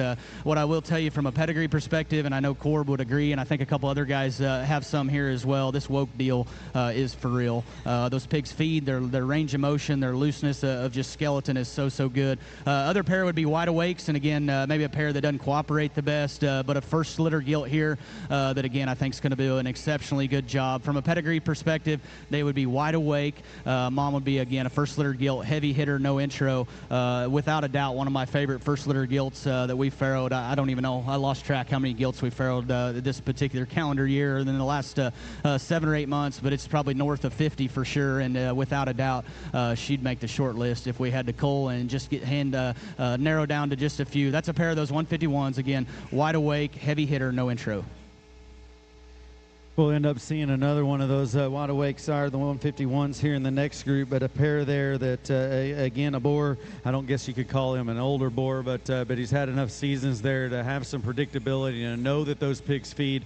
I put a few on feed this last time and actually ended up with a pair of them that get to go to the major shows because they truly did stay together or get better every day of their life. And I think a neat pair here. I would say that the yellow tagged one there is probably as good in terms of tying in behind his blade with the right loin shape as anything that we've seen. His proportions are awesome. Wherever you fit him there, I think he would always be appropriate for whatever weight and whatever show you decide to target. And you got that utility there. Blue tagged one is wide and stout and broad and round bodied. And again, the Wide Awakes get along extremely good. Made the comment about 17. If don't get him, I'm betting on 18. We're going to keep rolling down the line. Absolutely love the pig. He is a double crip. Obviously, any of those testicle issues that we have, get to the right vet and to go. But Troy and the crew here is always going to stand behind those. But again, that was tag 18. Tag 41 is the blue tag. Tag 69 is mate is the yellow tagged one there. Again, Team Sloan trio here. As we kind of lead into the next three, we've got a litter mate to those Wide Awakes coming in the orange tag 47. Then we've got the yellow tag would be tag 49. Blue tag is 71. Again, Team Sloan, orange tag 47, yellow tag 49, blue tag 71.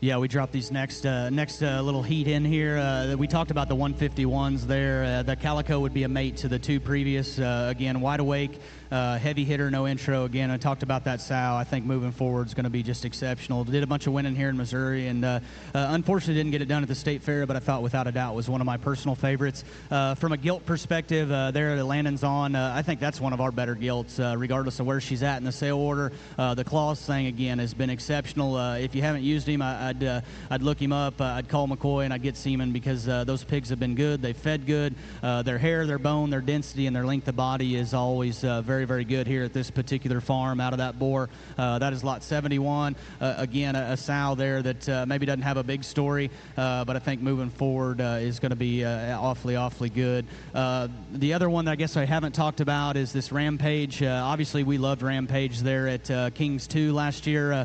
Probably bid more than maybe the parents thought we maybe should have here back at the farm, and got a little aggressive there. Unfortunately, didn't get him bought, but I love that pig that Boble raised there at Kings 2. So obviously went to Laird's.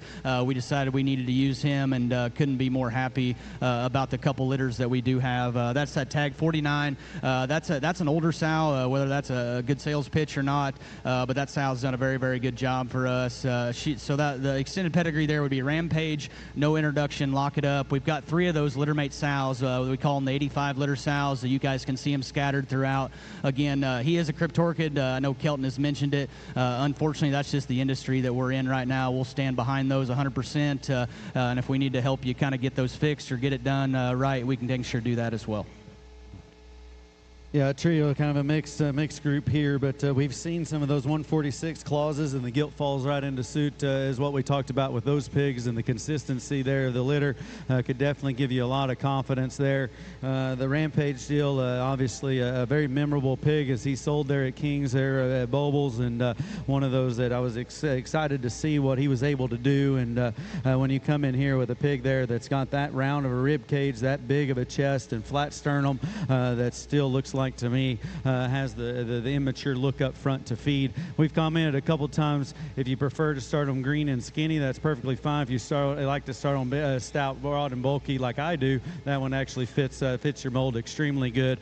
The Calico in 47 is a mate to that pair that we just had in here. As I made just a quick pass through, and I always like to do that of those guys in the pen, that pig was up at the feeder, squared up, feet were perfect, pastures looked right, and was one pig that that I took note, not because of color, because his build was so awesome there at the feeder, and he kind of told the story there on tag 47. Really good one to conclude that 151 litter. Again, the yellow tag is 49 and the blue tag is 71.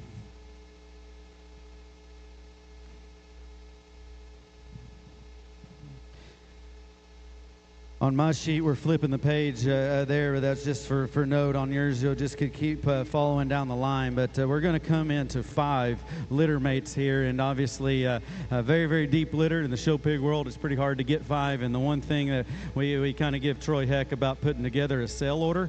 But I'm going to tell you the one thing about it is the one thing I've always been impressed with the firm is it doesn't matter where they're at in the sale. They've already been culled 3 or 4 or 5 different times. In fact, he's really the only text exchange we've had in the last 2 weeks is, hey, I've got it down to 70. How many more do I need to cull to make the number work right?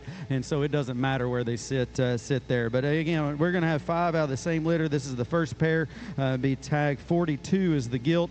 The orange tag 44 is the male pig out of the 140 litter. Well, absolutely. And, you know, sometimes when we have that many and we cull so hard, I think you lose concept of a little bit what Kelton was talking about depth of litter. And I know when you're judging a pig show, obviously you don't know. It doesn't matter when it comes showtime.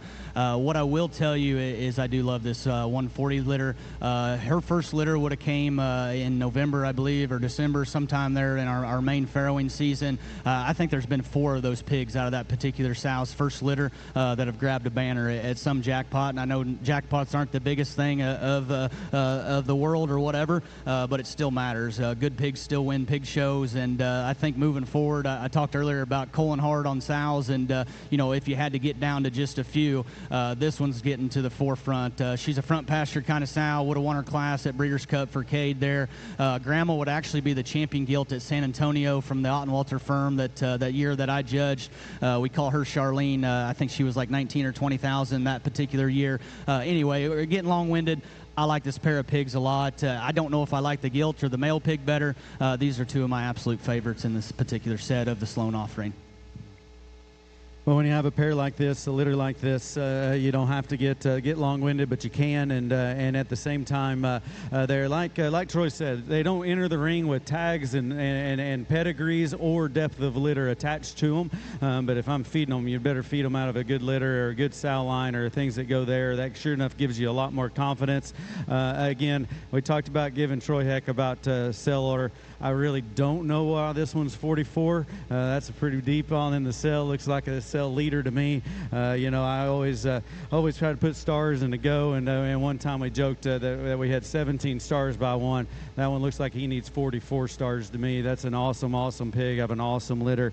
Phenomenal gilt here, show gilt. If I'm trying to put a sow herd together, I'm for sure going to come out litters like these. Phenomenal gilt there in tag 42. Again, a great way to start this next set.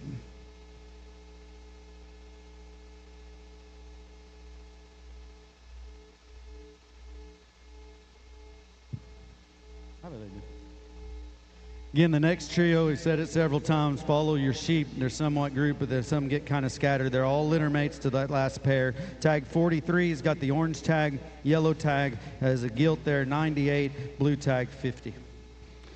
Well, again, like Kelton said, another 140 litter, and I don't know where you're at on color, but I think there's plenty of judges ringside that would agree that judge the biggest and the best shows in the country. Pigs are hard to make, and at that point, in my opinion, I think Kelton would agree, let's just throw color out the window. I like this black one a good deal, and as much as I like him, I think these 2 gilts are awfully good as well. I love this litter. They've always looked good in the nursery. They look good on the sow, and I know sometimes we don't to talk about on the sow much because sometimes it'll make a fool of you, but have always liked this litter. You know, again, sales pitch, I guess. I don't know if this gilt here on the bottle is the best show gilt in the world. What I will tell you is she looks like a brood sow to me, and that may not be a popular term in 2025, but that one of the litter mates of the 140s to me just looks like the sow of the group. The other one's probably a little bit more of a show gilt. Again, Grandma's done an incredible job for us. When I judged San Antonio that year, it was non-negotiable. She won, and we were bringing her home no matter what it took. If we had to borrow money or whatever it may be, that's the Charlene sow, the Grandma here on these 140s. Yeah, again, you're already tired of us hearing about depth of litter, but as breeders and follow it, it's just hard to come by these days. And to see these here, maybe what's a little bit more unique, or maybe you'd say we kind of give Troy heck about a lot of different things, but offer 3 gilts out of this one litter. Don't know exactly what he's thinking, but he also told me maybe in the last 4 out of 5 years we've had Grand and Reserve Grand at Breeders' Cup. Is that right?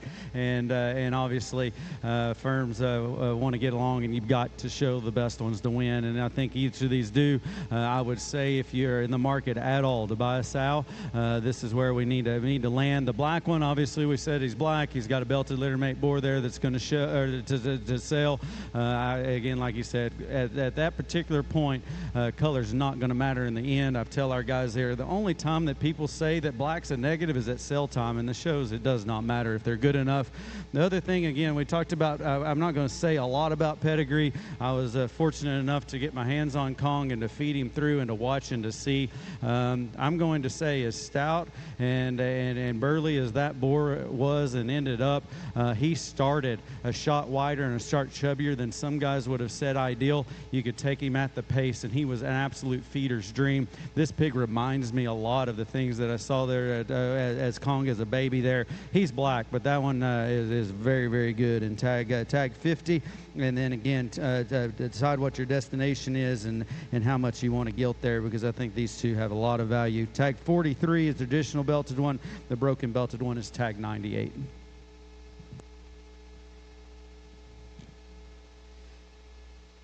We'll keep rolling down here. Another trio. We've got a pair of littermates there at 19. Orange tag and yellow tag will be tag 20. And then blue tag is 73. We'll roll into this trio here. We'll get 19 out of the way, I guess, or 19 and 20 out of the way. A pair of littermates here that, again, I told the group yesterday, I don't know if our pigs are deep or I'm just lost my evaluation skills or what it may be, but I probably struggled as much on this particular sale in terms of sale order as maybe I ever have. With that being said, these Plan Bs have been popular with visitors that we've had through the farm the last few weeks, or last few days, excuse me. For those of you guys that don't know, Plan B would actually be Power Hour's littermate brother. So Power Hour would have been the $155,000 boar that we obviously would have bought from GNS with Lackey and Schwecky. We had the opportunity to reach out and buy a littermate, and we had the opportunity to keep that boar here. Trenton goes in the nursery maybe probably more than any of us. Kind of leave that up to him and Leo, and they just keep telling me all along, hey, these Plan Bs are good, these Plan Bs are good, these Plan Bs are good. And as much as we like the Power Hours, unfortunately his semen was just a little off in this particular set. So if you're wondering, hey, where's the pigs out of the high dollar boar at PT, we don't have any of those until June. Those pigs look very, very promising. As much as we like those, we like the Plan Bs equally as much. A pair of those 137s, you guys decide where they fit from a show window perspective, but I think they could go early, they could go often, and they dang sure got the length of body to go long term. The other pig, the 73 blue tag with a white nose there that Landon is on, that's the non-mate in this particular heat. That's another one of those Kong Glory Days. My intention, the mom there would be the gilt that would have been reserved at Breeders' Cup there a couple seasons ago.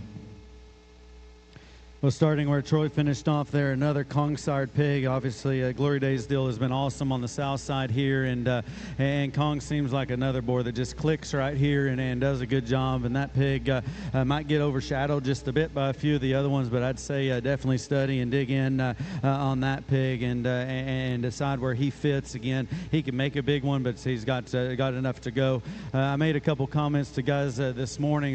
They asked what I thought, and I said, hey, I think we might need to dig in and look at these Plan Bs even a little bit harder. Visiting with breeders that I have utmost respect for, that was kind of the chatter around yesterday of how good they were, and to kind of go. I remember Power Hour distinctly. I was kind of naive and thought I might could grab him as a barra, and then I saw everybody gathering, and that wasn't going to happen, and so missed out on him. And now we've got some full pigs out of a full brother there. This chromed up one, the orange tag one there that Trenton's on, is one of those again. decide where he goes. Again, you hate to predict him and to go, but there's a guy doing Denver that I think would maybe like that one pretty well, and yet at the same time he could fit a multitude of judges, and probably maturity pattern can fit. I think this thin belted one could go later as well. He's short bodied and big ribbed and looks like one of those that wouldn't require just a whole lot of feed to keep together. A really good pair of Plan Bs there. Again, we've got tags 19 is the orange tag, yellow tag 20, blue tag is the Kong pig here 73.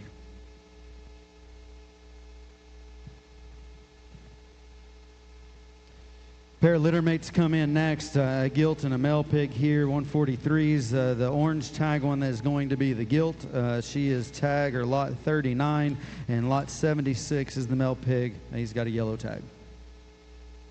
Well, again, this deal can get long-winded, and I know everybody that's tuning in is probably like, well, this is just another pig sale where you stand up here and everybody talks about how good they are, and then they don't feed, and then everybody gets frustrated, and so on and so forth. With that being said, I think the set's a very good set of feeding pigs, not just ours. Everybody's very pleased with the quality that we have. We talked a little bit earlier about this 143 litter, and they varied just a little bit, if we're being honest, in terms of size. Unfortunately, that sow probably just didn't lay down and milk like a Holstein cow. With that being said, this far and wide thing I think is going to be exceptional. I remember texting Jake the day they were born, and I know talking about 6-hour-old baby pigs probably is just crazy to think about, but there was something about them far and wides when they were born. I told the crew, I said, we're going all in, and I mean that. We've bred a lot of sows to it in the last few days. This 143 litter, again, the mom would have been shown by Riggins' crew there in Texas. She won a bunch there a couple seasons ago. Again, these come to us in just a bit bigger fashion than maybe the litter mates. I think an awesome feeding kind of show bearer. The gilt, I think, is maybe far-reaching as any gilt that we have. And I'm not going to tell you she's our best one. I'm not going to tell you she's our worst one. But if you came to buy a gilt, I would have her on your short list. I think she's got some very, very far-reaching pieces. Yeah, again, I think the Cotton Appin deal has proved that those pigs can function and feed and get there in the end. These have the muscle texture, stretch, and extension that you'd expect out of that pedigree. And then I think the far and wide deal has worked awesome here. They've got a little more size, I guess, compared to some. They're not out of bounds by any means, but one of those that I think you could definitely show them early and get there at fighting weight for sure. The male pig is one of those that hits me is that we've used the term and probably too loosely, and whenever you get on the microphone you get kind of mental block, but that looks like a feeder's dream to me, that you could do whatever you wanted to. Again, wild looking off belted gilt there, awesome shape, awesome presence for one that I call hard and good about her edge and her back shape. She is wide between her eyes and stout there as well. A really good pair out here, and obviously Troy thinks a lot their pedigree. The gilt is tag 39, yellow tag male is tag 76. Another pair come in here, another pair of litter mates. Again, we've got a Crypt Orchid male pig is a yellow tag 46. The other male pig, the bigger one, is orange tag, and he is tag 68. Yeah, we dropped this next pair of males in here, and probably a younger sow that maybe hasn't had that big banner win or a picture on the wall over there to our left. But I will tell you, again, probably sounds like a broken record, but if we were going to narrow them down and get down to 30 or 40 sows or whatever it may be and really try to hone in, she's making the trip, and it's not even close. She would actually be a litter mate sister to the boar we would have sold a couple seasons ago at PT that the Halfin and a couple of those guys teamed up and bought together that they called Play to Win. So this would be this particular litter, is out of Play to Win's sister, and then the boar there that they're out of, I think, is doing just an exceptional job at Danner's. Me and Kelton actually got the opportunity to judge that Barra's littermate brother there at Indiana last year. I think he was third or fourth out, dark cross, whatever it may be. Anyway, long story short, we like those. I think the ceiling on the realities may be as high as anything that we have. I know we've got one in Iowa and one in Missouri both that I think, I'm not going to say they're going to win, but they're going to know they were there. Pigs that I think have some very far-reaching pieces. I'll let Kelton kind of tell the differences in these two. They definitely don't look cookie-cutter-like, but with that being said, regardless of your goals, I think these can get you excited. Yeah, a pair here, and obviously talked about the south side. I think Reality is going to do a phenomenal job, and again, that bear that Troy talked about, he might have been third or fourth out, but as you leave 2 years later, he's still a pig I remember, and I remember when he came in the ring, he was so massive about his body, short-backed, and yet still for one that was kind of interesting from a proportionality standpoint, had an awesome look, extra stout. This wider belted one that Leo's leading out here is one of those that it's probably very hard to see on video how broad that pig is. He gets underneath you, and that guy's probably 8 inches wide up top, and one of those that still ties good and smooth his shoulder to his forerib. He's a long-hipped one, and not just the top part of his hip, but from his stifle back is long, and like one that's going to function well. We talked about in the spots, whenever you get them this broad, their elbow better be right. We talked that in breed, but that's for any of them. And this one, elbow's tucked in functionally. That's a good feeding big market hog there for sure, that again could kind of swallow him up. The prettier one of the pair is the yellow tagged one here, trends on. He's probably even that much harder shaped and harder edged. Big pin set. If you get in his upper hip expression is awesome. Same kind of length of body, same kind of body dimension, just a shot greener today. Again, kind of pick which direction you want to go, or grab them both. They look like feeding pigs there for me for sure. Again, they're a pair of litter mates. The orange tag one, a little bit larger one, is tag 68. Yellow tag is tag 46.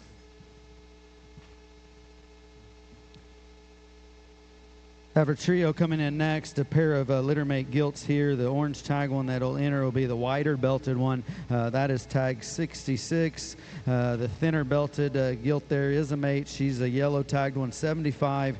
And then the painted up crossbred male pig would be blue tag 21. 66 and 75 would be littermate gilts here. Again, out of the Rampage boar. I told the story there earlier about how we tried to get that boar bought and unfortunately just ran out of funds. What I will tell you is, and I know I said it earlier, probably you guys are getting tired of hearing about it, but the Rampage thing is going to be pretty good, I think. Where he fits and where he clicks, I think is going to be awfully good. Again, when I talked earlier about the no intro lock it up sows, we got 3 of those that have hung banners and raised very nice pigs, and more importantly, gilts that have gone on and are going to be key contributors here.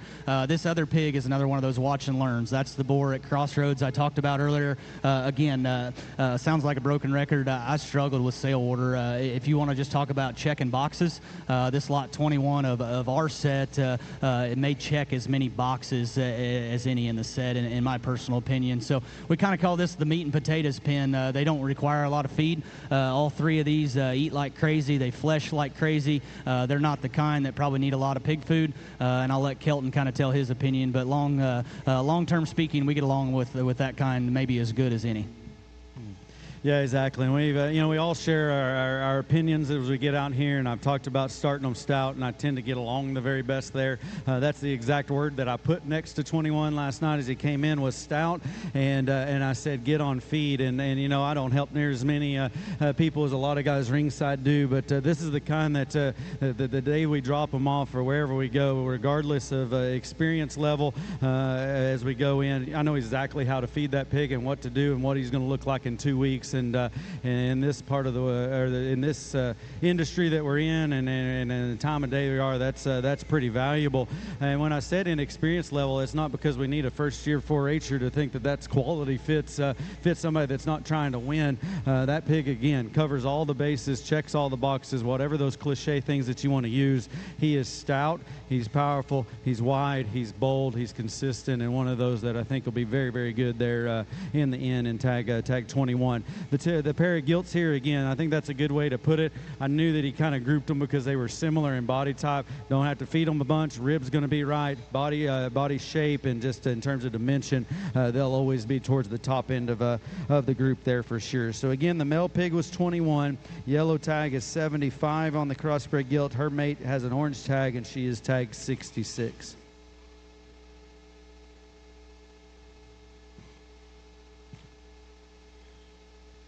Another pair of male pigs that come in again, a pair of mates, a bigger one and one that's just a shot smaller. There will be tag 88. That's the orange tag male pig, and the yellow tag will be tag 89. Well, we dropped this this pair of blues in, and we try to preview them and kind of, if I'm just being honest, trying to group them up just by body type and composition and size and color and all that. First and foremost, these two do not look like each other. If you like one, you probably hate the other, and vice versa. If you want them, feed them boxy and build, or boxy and moderate and chubby, there's one for you. There's another one that looks to me like just a feeder's dream. I think and it probably goes against what we just talked about, but if you would like to feed pigs and you like to feed them a lot and you like to keep their feeder full, there's one out here that I think will do that. From a pedigree perspective, they're play hards. That would be the blue boar that we would have sold Laird's at Kings 1 last year, I believe, for $45,000. I'll be honest, this is the only litter to date that we've had of these particular pigs. What I will tell you is we bred 60 sows the other weekend. They're just within a couple-day period, and I just took all our blue sows and I bred them all to play hard. And maybe I'm too high on our own stuff. That litter was good. That pig was good. He was good when we went back in the spring, and I think fed very, very well, and did the right things at the right time. Again, these don't look cookie cutter like. I'll tell or let Kelton kind of tell you which one he maybe likes better. But again, these would be play hards. Younger sow here that's the king, and I know a lot of people ringside probably have more experience with the Moyer stuff than maybe we do, but have dabbled in it. And what I'll tell you about those king sows, they've been exceptional here in terms of generating a little extra punch, a little extra rib, and a little extra density.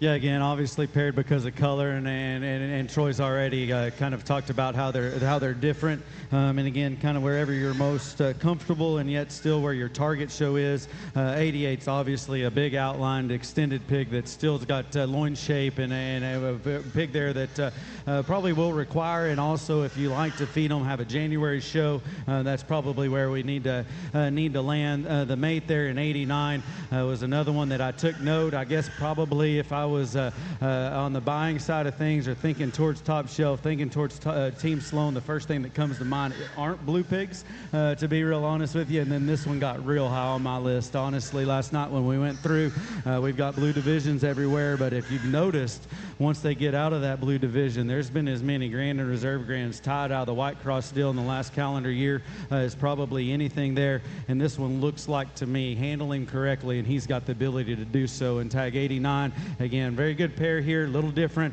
but bred very good, and I think could be an awesome pair of blues. 88's the orange tag, yellow tag is 89.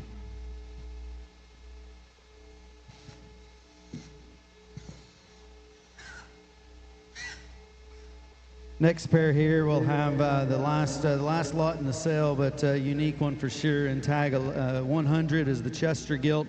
Then the crossbred male would be yellow tag 40. Well, yeah, and again, apologize for having so many, I guess. Probably get tired of me up here talking. I know these previews can be just a little hard to stay hooked up and stay focused, but when the quality is good all the way from top to bottom, regardless of consignor, I think that makes it a little easier. Chester gilt, the Chester programs have been a little rough here at the farm, if we're being honest. This is our sole Chester that we have to offer in this particular sale. What I will tell you is she comes with a neat story and a neat pedigree. This Pitmaster deal is going to be good. Mom would have just made the Grand Chester and Reserve Supreme Champion gilt at the World Pork Expo or the Exposition, as well as the Supreme Champion overall gilt at Summer Type. That one reeks big ring, right? If you like feeding them hard, she's got a hind leg that can go all day. Our Chester program's been very good to us, excuse me, for lack of better terms. That's what the good ones look like, in my opinion, at this stage of the game, in terms of just length of hip and comfort level. The Belted Pig's another one of those watch and learns. I'm not telling you he's the best one that we're going to sell, and I know Kelton said this earlier, and maybe it's not popular. Complete, fault-free, not going to get you in the ditch. Pasterns are right, maturities are right. He looks like he's got the frame size and ability to get there. That pig's always just looked that way. He looks like a feeder's dream, in my opinion, in terms of one that, again, isn't going to get you in the ditch, ain't going to get you out of bounds too much. The watch and learn thing, again, it sounds like a broken record. We're breeding sows back to that guy at a high rate. Yeah, I'll just start with the belted male or the chromed up male pig there. And again, I think one of the reasons that we do get in the ditch so many times, as you say, and maybe have a lower percentage of them turn out, is we don't appreciate pigs that are made like this enough at this particular stage. And yet, how many of us would love for our kids to be driving one that you could say, hey, there ain't much wrong with him, and yet still he's bold, he's got muscle, he's got shape, he's got look. And how many times do we get in the ring in the winter and say, well, this one wins because he's doesn't have a big issue to worry about. That's this pig. I don't want to call him common at all because he's here by himself, and you call him in the top part of the sale, then you'd say, well, I can see that for sure. And he makes a big market hog if you need to. Absolutely love that one's rib cage. I'm not going to ever preach and tell you that I know what Chester gilts need to look like. Again, like I said, on the spots, but maybe even more so on the Chesters. Look at the wall here if you're here in Cameron at the Team Sloan facility. Look at the pictures. Look at things on Facebook that happened this summer, that's happened the last several summers. And in the Chester deal, we sold a pair this spring here, or I guess a trio this spring, and went on and won. And anyway, this gilt's awesome. She's maybe one of my favorite ones that you've dropped in there. Again, if you're in the market, Chester show gilt this winter, I would say stay to the very end of the sale. Tag 100 needs to be me on your list, and you're not going to find many more this summer or fall that'll ever rival that one there. Again, that Chester is tag 100. The belted male is tag 40.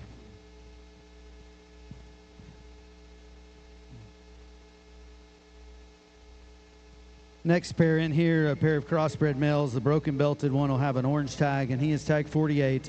The true belted male here, tag a yellow tag 51, still on Team Sloan.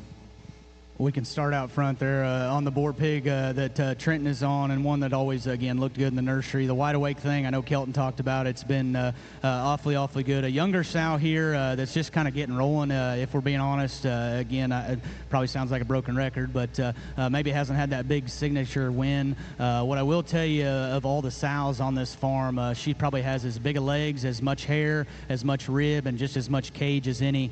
This pig's just looseness of spine, looseness of comfort, hip and hind leg, and just agility, I think, is always going to get you towards the forefront. That's always been one of my personal favorites. He's maybe not as cute and as fresh, or I don't know the right term, as some of those cute little ones that we drove out. That's just a good pig, though, in my opinion, and 139.4. That's tag 48 orange. The belted gilt, we're going to see a couple mates to her that I think will dang sure be sale highlights. Talked to a couple of the breeders last night, and they said, hey, if we can't get the leadoff gilt bought, we're going to dip down and buy the litter mate, because she's absolutely no slouch. We can talk a little bit about pedigrees maybe when the mate comes out, but I think this one's got a story and a pedigree that's going to be awfully hard to ignore. That would be a hard ball on Culture Shock's mom.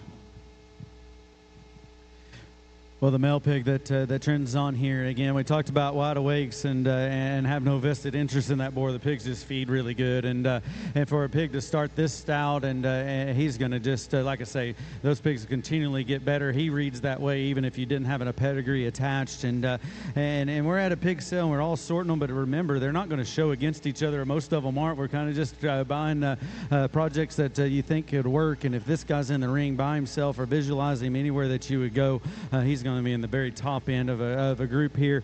That pig, I liked him last night. I like him even more when he comes in here now. That's a very good kind of a pig there to put on feed, no doubt.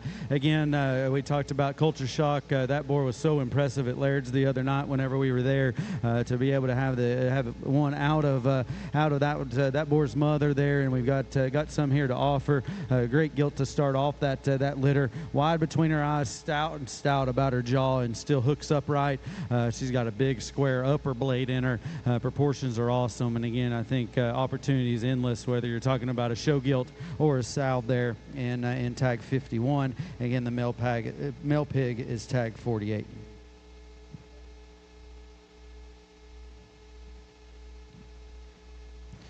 We'll continue to come in a pair of gilts here. I did have one guy text me and said, well, there's a lot of gilts there. And I said, well, if you think about the number of pigs shown in the winter, there's actually just as many gilts shown as there are barras, and that's where we're at. Sometimes we get too tunnel vision and single-minded there sometimes, but they're able to dip in here. And the one thing I do know about Troy is he's going to put his best ones, regardless of sex, regardless of color, regardless of size or where they fit. If they're the best 48 that he's got to offer, he's going to put them in. And we have another pair of gilts that I think exemplify that. We've got the orange tag is 52, yellow tag is 91. Well, yeah, absolutely. And I told the group the other day, I think sometimes they get aggravated because we sell gilts like this, and then we got to turn around and go to our buddies' places and buy them. And it's like, why don't we just keep our best ones? And I told the group it's it's crazy how fast-paced this ball game is. But I think breeders around ringside would agree. It's been a long time since we sold pigs, it seems like. And from a cash flow perspective, it's nice to kind of get some coming the other direction. With that being said, it's kind of a cheesy sales pitch. But we are offering our best gilts. Nothing was held back in terms of elite quality kind of gilts. These two read like big ring ones. If you're patient, I think this one that Leo's on is, man, her length of hip, her comfort level. She looks like the kind in the big ring in February and March to me that's going to be awfully good. Can't say enough about the watch and learn deal. I don't know if Beck's tuned in, but he texted me earlier. He said, hey, man, these watch and learns look good. I said, yeah, I've been ranting and raving about them to everybody. I think it's going to be exceptionally good. Younger sow here, but her first litter would have came in November, and there's two of those particular gilts out of that litter that have won multiple banners this summer. As crazy as this sounds, because Buckle Up was such a freak, in my opinion, I actually think the daughters are going to be where his biggest selling point is. So, again, get a little long-winded, watch and learn, Buckle Up, pair of litter mates here, 142s. Very good, Perry, and probably as things caught me by surprise going through this summer is exactly what you said. We run into a set of Buckle Up females, and there were so many of them that we circled and looked back or asked the breeder what the pedigree was, and that was what they were out of. And it seemed like to me a boar that won as many pig shows, we don't think of them as female makers, and yet he's been able to do so. It seems like they're square and they're correct, and they've got the right kind of look. They got a good feeding ability. These are very similar. And we talked about differences in pairs and come together. These two are very similar in their makeup. And again, I think bred extremely well. Tag 52 is the orange tag. Tag 91 in the yellow male or yellow female.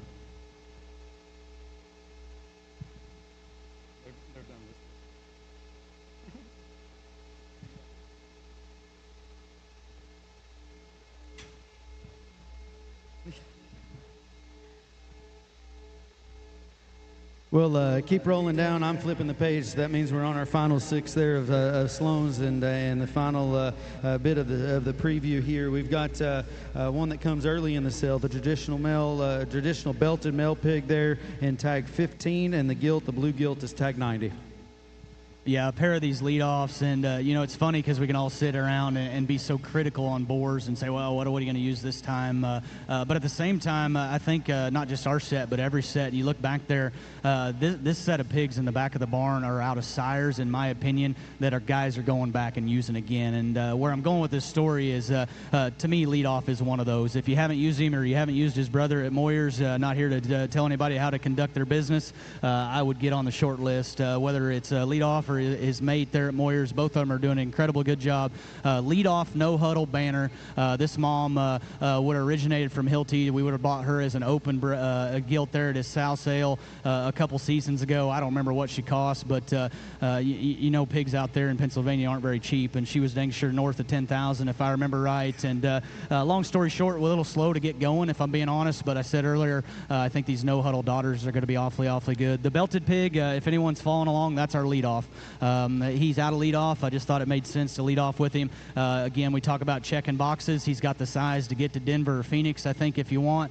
At the same time, he's got the length of body and density to hold all the way to February or even maybe particularly March. Again, leadoffs, no huddle banner. Mom would have come from Hilty there in Pennsylvania. This blue gilt's probably not for everybody, but I think if managed right, could be awfully neat in the long run.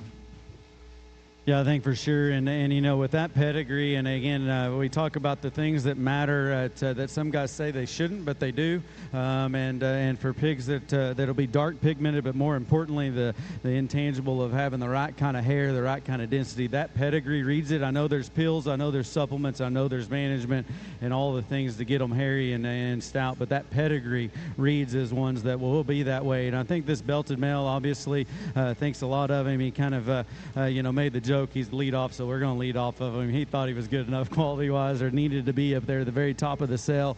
Unique combination of height, the shoulder, look, and yet still being as broad as any of them. His forerib shape is unbelievable. If you can study that one, leaving out the backside of his shoulder there, and then a very, very stout constructed one. Again, blue gilt's moderate. She's stout. She's broad. She's still comfortable and looks like the right management. Don't get her home and put her on the self-feeder 6'11" for a long time, but otherwise, I think you can get along really good in a lot of different rings for a lot of time, and one of those that make a good sow there as well. She's tag 90, and then the lead off there is tag 15.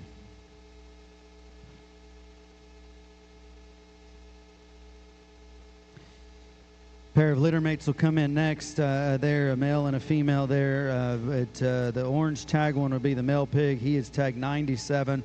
The gilt, belted crossbred gilt. These are litter mates. She is tag 87.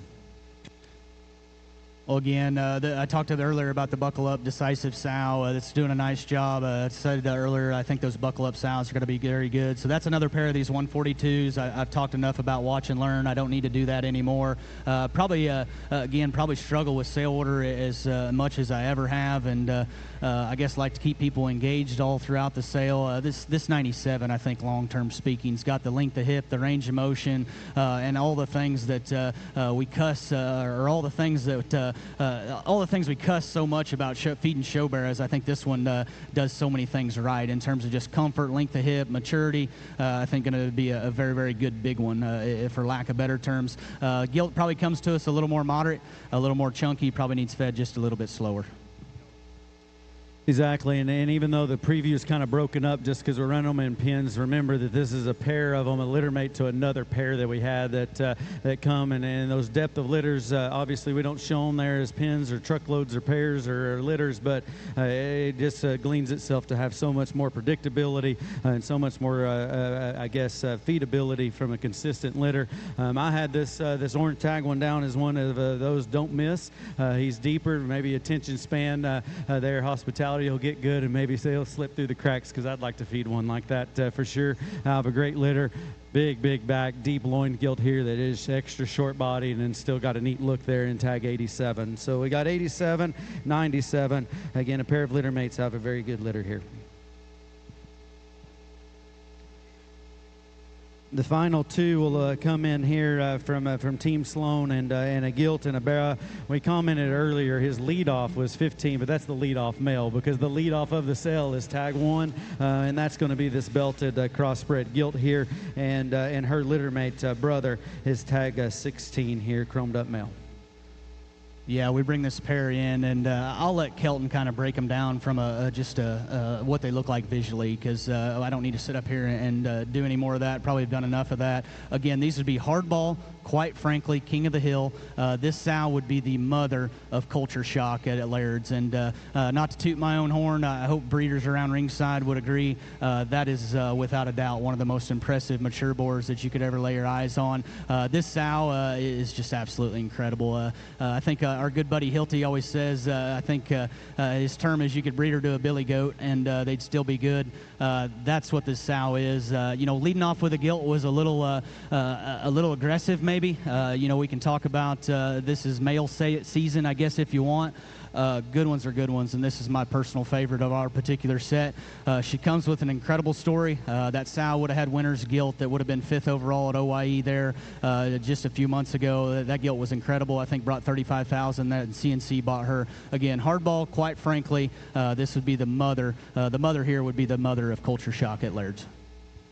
So again, we kind of talked about the 133s earlier, and then conclude the preview, and I don't think that was just by chance that these two come in to be the last ones of Sloan's. The Culture Shock boar was an absolutely incredible individual to see the couple times that I have, and going to be one of those that I think all breeders and feeders alike will follow for a long time. The opportunity to have one out of that sow and that pedigree, not only is this gilt phenomenal to look at today, the middle of July, and covers a lot of bases as a show gilt. She looks like she could win. She could win early. She could win any show this winter. She's kind of one of those, I don't care who shows up, she's going to get along and go. And it's not one of those comparative natures. When she hits the ring, she sets the bar high and sets the standard. But for me, think about what her value is from a sow perspective or a resale value aspect there. And that's why the gilt deal has been so popular, and obviously the leadoff that needs to go there. This tag 16, again, I just give you my opinion. It was free admission today, and so you're getting what you pay for. If I'm judging a show and this pig enters the ring, he wins, and he wins for fun. And I absolutely love this individual. I call him green. I call him immature. I also call him futuristic, and all of those terms that you would say. And again, I think he hits a multitude of judges. He doesn't just hit one pigeonhole deal there, but for a neck and a head to come out of a shoulder that high and still have a backward set to their forearm, to their knee, their elbow be right, them be strong and square-footed up front, that loin edge, that kind of a hip design, a fat rear leg that's clean jointed. He's right at the ground. He's got a huge tail root.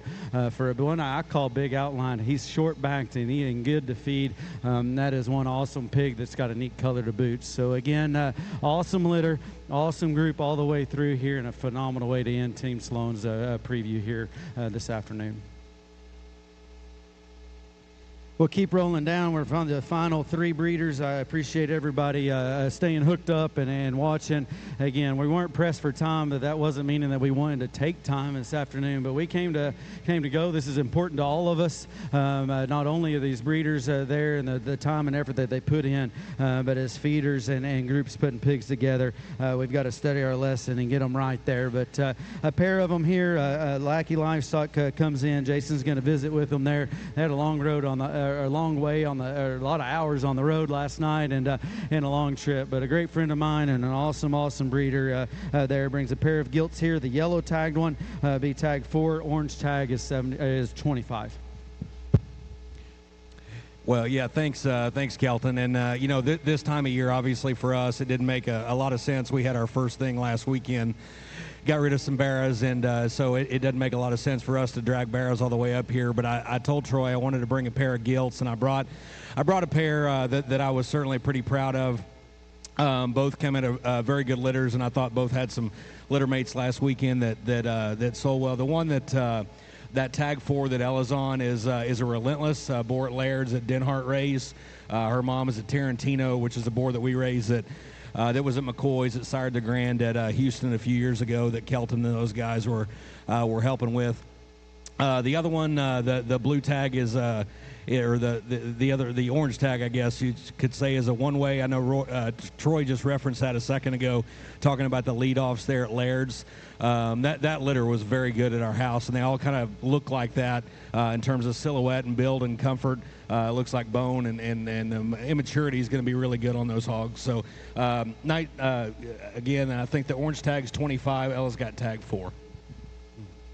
Again, a pair of gilts from a firm there that's been as dominant as anybody ever has in the history of the show pig world, and particularly the last 10 or so years there. And again, I'm going to tell you, not only they're on the road for a while, I know Jason good enough. I know how busy they are, and I also know their attitude. They're not sitting there and pimping on and got them all prepped up and ready for a pig sale. I don't think they're clipped either, but it doesn't matter. They're good gilts, whether it be a show gilt or a sow prospect. Like we've talked about, kind of go through here.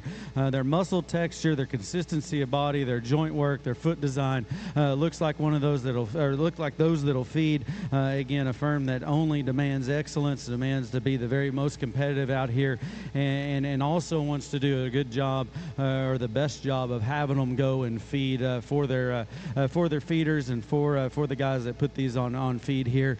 You know, we talked about how we get so barrel-minded and so single-tracked, and maybe that's just me, but I talked to enough people, and that gets through there. There's as many gilts shown as anywhere. Sometimes we're a little slower to buy the gilts early, but if we remember, we can show those gilts so they get great, big, and heavy. It's time to buy them, and if you're going to be competitive, you better be looking in on the gilt side of things there for sure. So again, the Relentless Tarantino gilt is the yellow tag 4.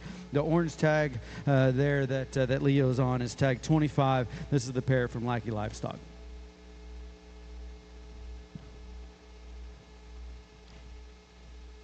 Schwecke is the next consigner in here. Zach will come and visit with you about them here. But 3 crossbred male pigs. His lead off will have an orange tag.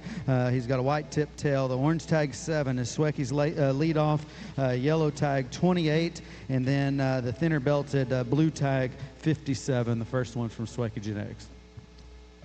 Just want to say again, thanks to Troy and the whole crew down here for putting on this sale, and all the guys and gals helping walk these things and whatnot. It takes a lot to put these sales on, so I appreciate that. The white tip tail there, lot 7, that's going to be our lead off. That is a Rampage back on the Knock Knock, King of the Hill sow.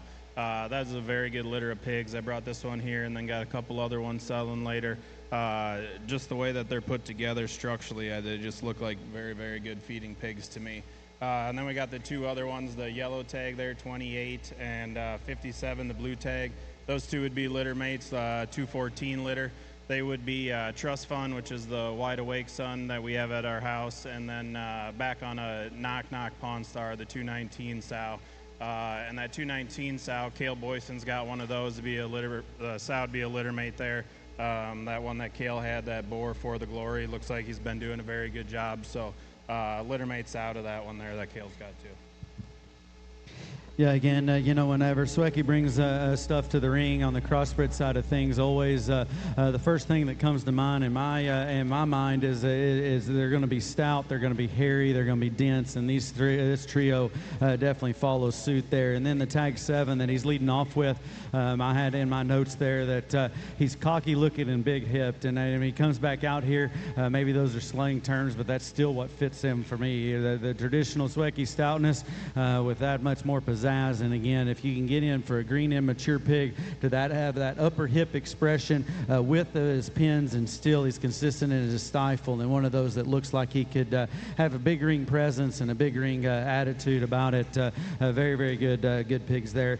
28 that Ella's on, dense, broad, and stout, huge rib cage, and lays the foundation for, again, a big back. And we talk about things that get you up towards the top end of the classes of the majors, as tough as it is.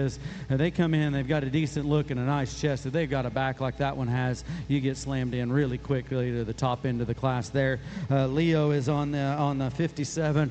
I have written down from last night, stout, and he is that wide between his eyes. He's as bold-bladed as any of them there. He may be truly as raw in his condition, and I know that maybe sounds hard, but if you read that, he doesn't have an ounce of fat on him. He's just got a big rib cage. He actually has one of those. He's got such a big rib, he could fill in behind his shoulder just a bit. But for me, in my experience feeding them, those are the ones that truly have big backs there in the end.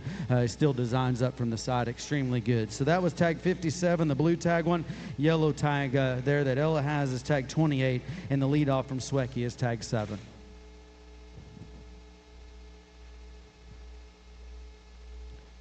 Next pair in here, we'll have a red male that it'll be tag 83, and then the crossbred gilt. Again, we're on Schwecke's consignments, will be tag 94.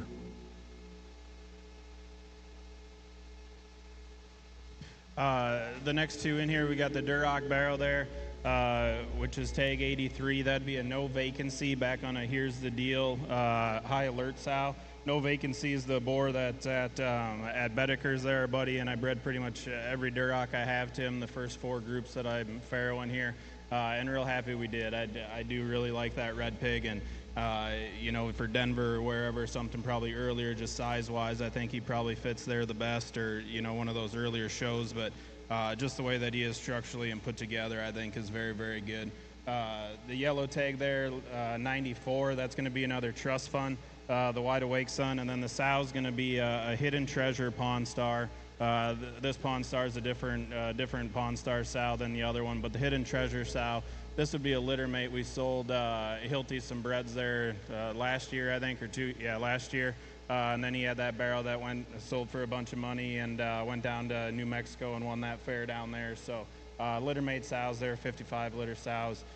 Trust Fund, I mean, like Kelton said, just putting such a big center portion of their body and rib cage there, and just structure-wise, everything's holding up, good chest. So thanks again to everybody, and thanks to my crew at home that allows me to come down here and do this.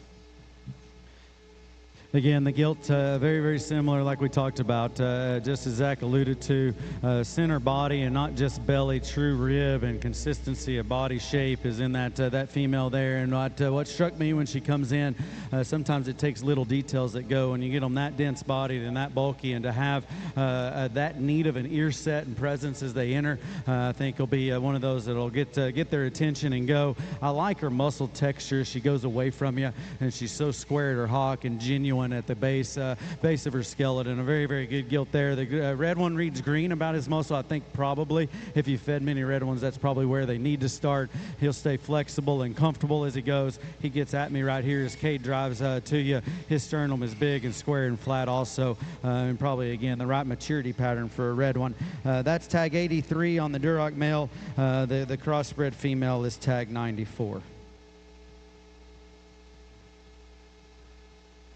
As we come in here, we've got, again, next breeder that needs no introduction, as cliche as that sounds, but Boble Farms. Ben Boble will visit with you about them, and obviously a firm that's synonymous with Champion Show Pigs, Champion Livestock, a phenomenal family operation that does an awesome job, and we'll talk about the pigs there as Ben goes through there. Remember, as we get to our final breeders, we go, Blake Kennedy Ventures is here. We'll post this preview as soon as Ben gets done visiting with you. We'll post this preview so you can go back and review them. That'll be on KV's Facebook page and website, as well as Walton Webcasting. Again, later on, we're going to have another preview. Breeders aren't going to talk. It took us 2 hours to get through the 100 head this time. We plan on taking just a shade over an hour on the next preview. So tune in there at 4:30 for the next preview. Again, if you're making your way to Cameron, Missouri, hospitality at 3:30. It's a great venue, great event. We'll do some more closing comments here in just a bit. But to start off, Boble Farms consignments, last breeder here at Top Shelf. Tag 6 is their leadoff. That's the sock-footed male. Orange tag 82 is also in the ring.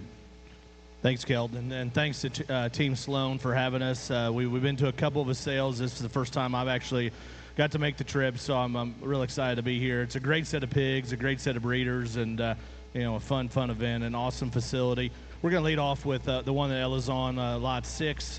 His pedigree would be Wide Awake, Buckle Up, Unashamed, Never Before. That sow would have came from GNS. I bought her as a baby pig, and then the den showed her, and she won her division there at North American last fall. And if you look at her lineage, that Unashamed, Never Before sow came from us. Garrett bought her at Sweethearts a couple of years ago.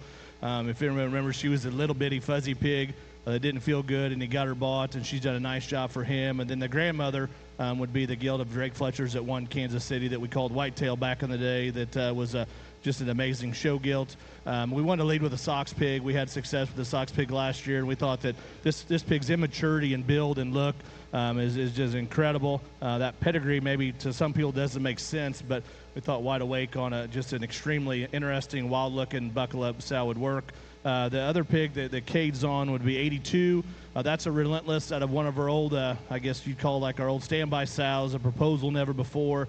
She'd be the mother of Testify that was at Laird's there for a couple seasons that did a really nice job siren, and those daughters are going to be mainstays in our program. I think a neat pig that has probably a broad feeding window. This will be our first pair, so lot 6 and lot 82. Yeah, again, a pair. We talked about color there earlier. We could call this one sock-footed. We could call him black. It doesn't matter at the end. And this pig is extremely good. You say the pedigree doesn't make sense, and yet when I saw your Facebook post, I said, hey, I want to look him up, not just because of the picture, but that pedigree for us at home feed if they look like this early. And I like this pig a lot. And we talk about look and rib and width and stoutness and bone. Look at his toe quality and squareness of foot, how wide he is at his dew claw, and how good he is as he grabs the ground off of his rear two and still has an immature look there. Regardless of color, regardless of size or show, this sock-footed pig is definitely very, very good and deserves to have the leadoff position. The thin-belted one, greener, immature, tall-fronted, awesome look, proportions right. We've used Feeding Dream too much, but might as well use it again. That one looks like we know what direction to take him, and then he'd be definitely be there. Bred extremely good. Again, I don't follow pedigrees enough off. I probably should just a bit more, particularly on the sow side, because I know how important it was. But when I saw the sheet last night, I knew exactly what sow that was. And so there's some predictability there in tag 82. And again, the lead off is tag 6. Pair of litter mates come in and conclude Boble Farms' consignments here to Top Shelf and conclude the preview. There are 11 litter pigs there. Both, again, the boar pig will be an orange tag 27. The gilt has the yellow tag, and she is tag 56. Yeah, so this would be a pair of litter mates. Ella's on the orange tag 27, and then Cade's on lot 56, yellow tag. Their pedigree would be Rampage, which I know Troy alluded to that, and Schwecke did too, was the boar that we sold at Kings 2 last year to Ted Lairden family. And man, we just dove in and used him on some of our very best sows. We had faith. There was 3 sale-making bearers out of that litter that Rampage came out of, and we kept the only gilt, and just have a lot of faith in that lineage, I guess, from our perspective. And we wanted to bring a couple of those Rampages here. We'll take maybe a couple later this week as well. But we thought just an interesting pair. The backdrop sow is actually a 3/4 sib, so she'd be a backdrop, family ties, lock it up. She'd be a 3/4 sib to the mother of Riker Johnson's Barra that had a really fun run last winter and into spring, and we were very proud to raise that pig and what he accomplished.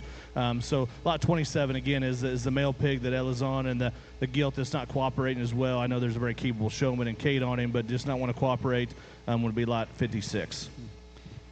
Again, we talk about firms here, and we said Bobles, as a family and as an operation, are so successful and so competitive, and has been for a very long time there. But again, just from a phenotype perspective, the extra stoutness that Ben has always demanded of his stock to have, you expect that. And whenever they come in, and this one that Ella's on has that, I guess, Boble stoutness, and Mike takes it even further. That one's skull shape, that one's jaw, that one's just extra feature, and there's no question the thickest armed one of the entire offering today. And yet you get past that general stoutness that he offers there. Hip and hind leg assembly is phenomenal there, very comfortable, very dense made kind of a pig there, and one of those that looks like once he gets to market weight status and whenever he hits the ring could just swallow up whatever else is around him, just again from a stoutness perspective, and still being able to get and go. Gilt's just a shot more immature there today. Maybe some guys would say that's where she needs to be. She resembles him in terms of width between her eyes. She's even more scripted about her jaw. She's just script up top there as well, and still square, thick-armed, and big and bold when she comes at you. Awesome way to end there. We've got Boble Farms final 2. The gilt is tag 56. The one that Ella's on, the male pig, is tag 27. And again, that concludes our preview here for Top Shelf. Again, I know it took just a little while, but it's important, it's fun, and it's one of those things that we look forward to all year long. I appreciate the opportunity to get here and get a front row seat to watch them and to see them. We've got a few hours there to go back and review the preview. It'll be on Walton Webcasting or KV Ventures pages there that'll be posted immediately as soon as we get off. Again, as you're moving towards here, happy hours at 3:30. Tanya, Scott, Troy, the whole crew here. Awesome place, comfortable and impressive to look at, and it'll be a lot of fun there this afternoon. We will have another quick Facebook Live preview at 4:30, hosted there on KV, and we'll post it to Team Sloan, and however that works there, you'll be able to find it there on Facebook. We'll move them through there. If you got any questions, need to ask about delivery, anything there, all the breeders' phones are open, as well as myself and Troy to coordinate whatever. Dinner's at 6 o'clock. The sale will start promptly at 7 p.m. Kobe Shacker's going to sell them in fast form, and that will be available for live bidding on CCI.live.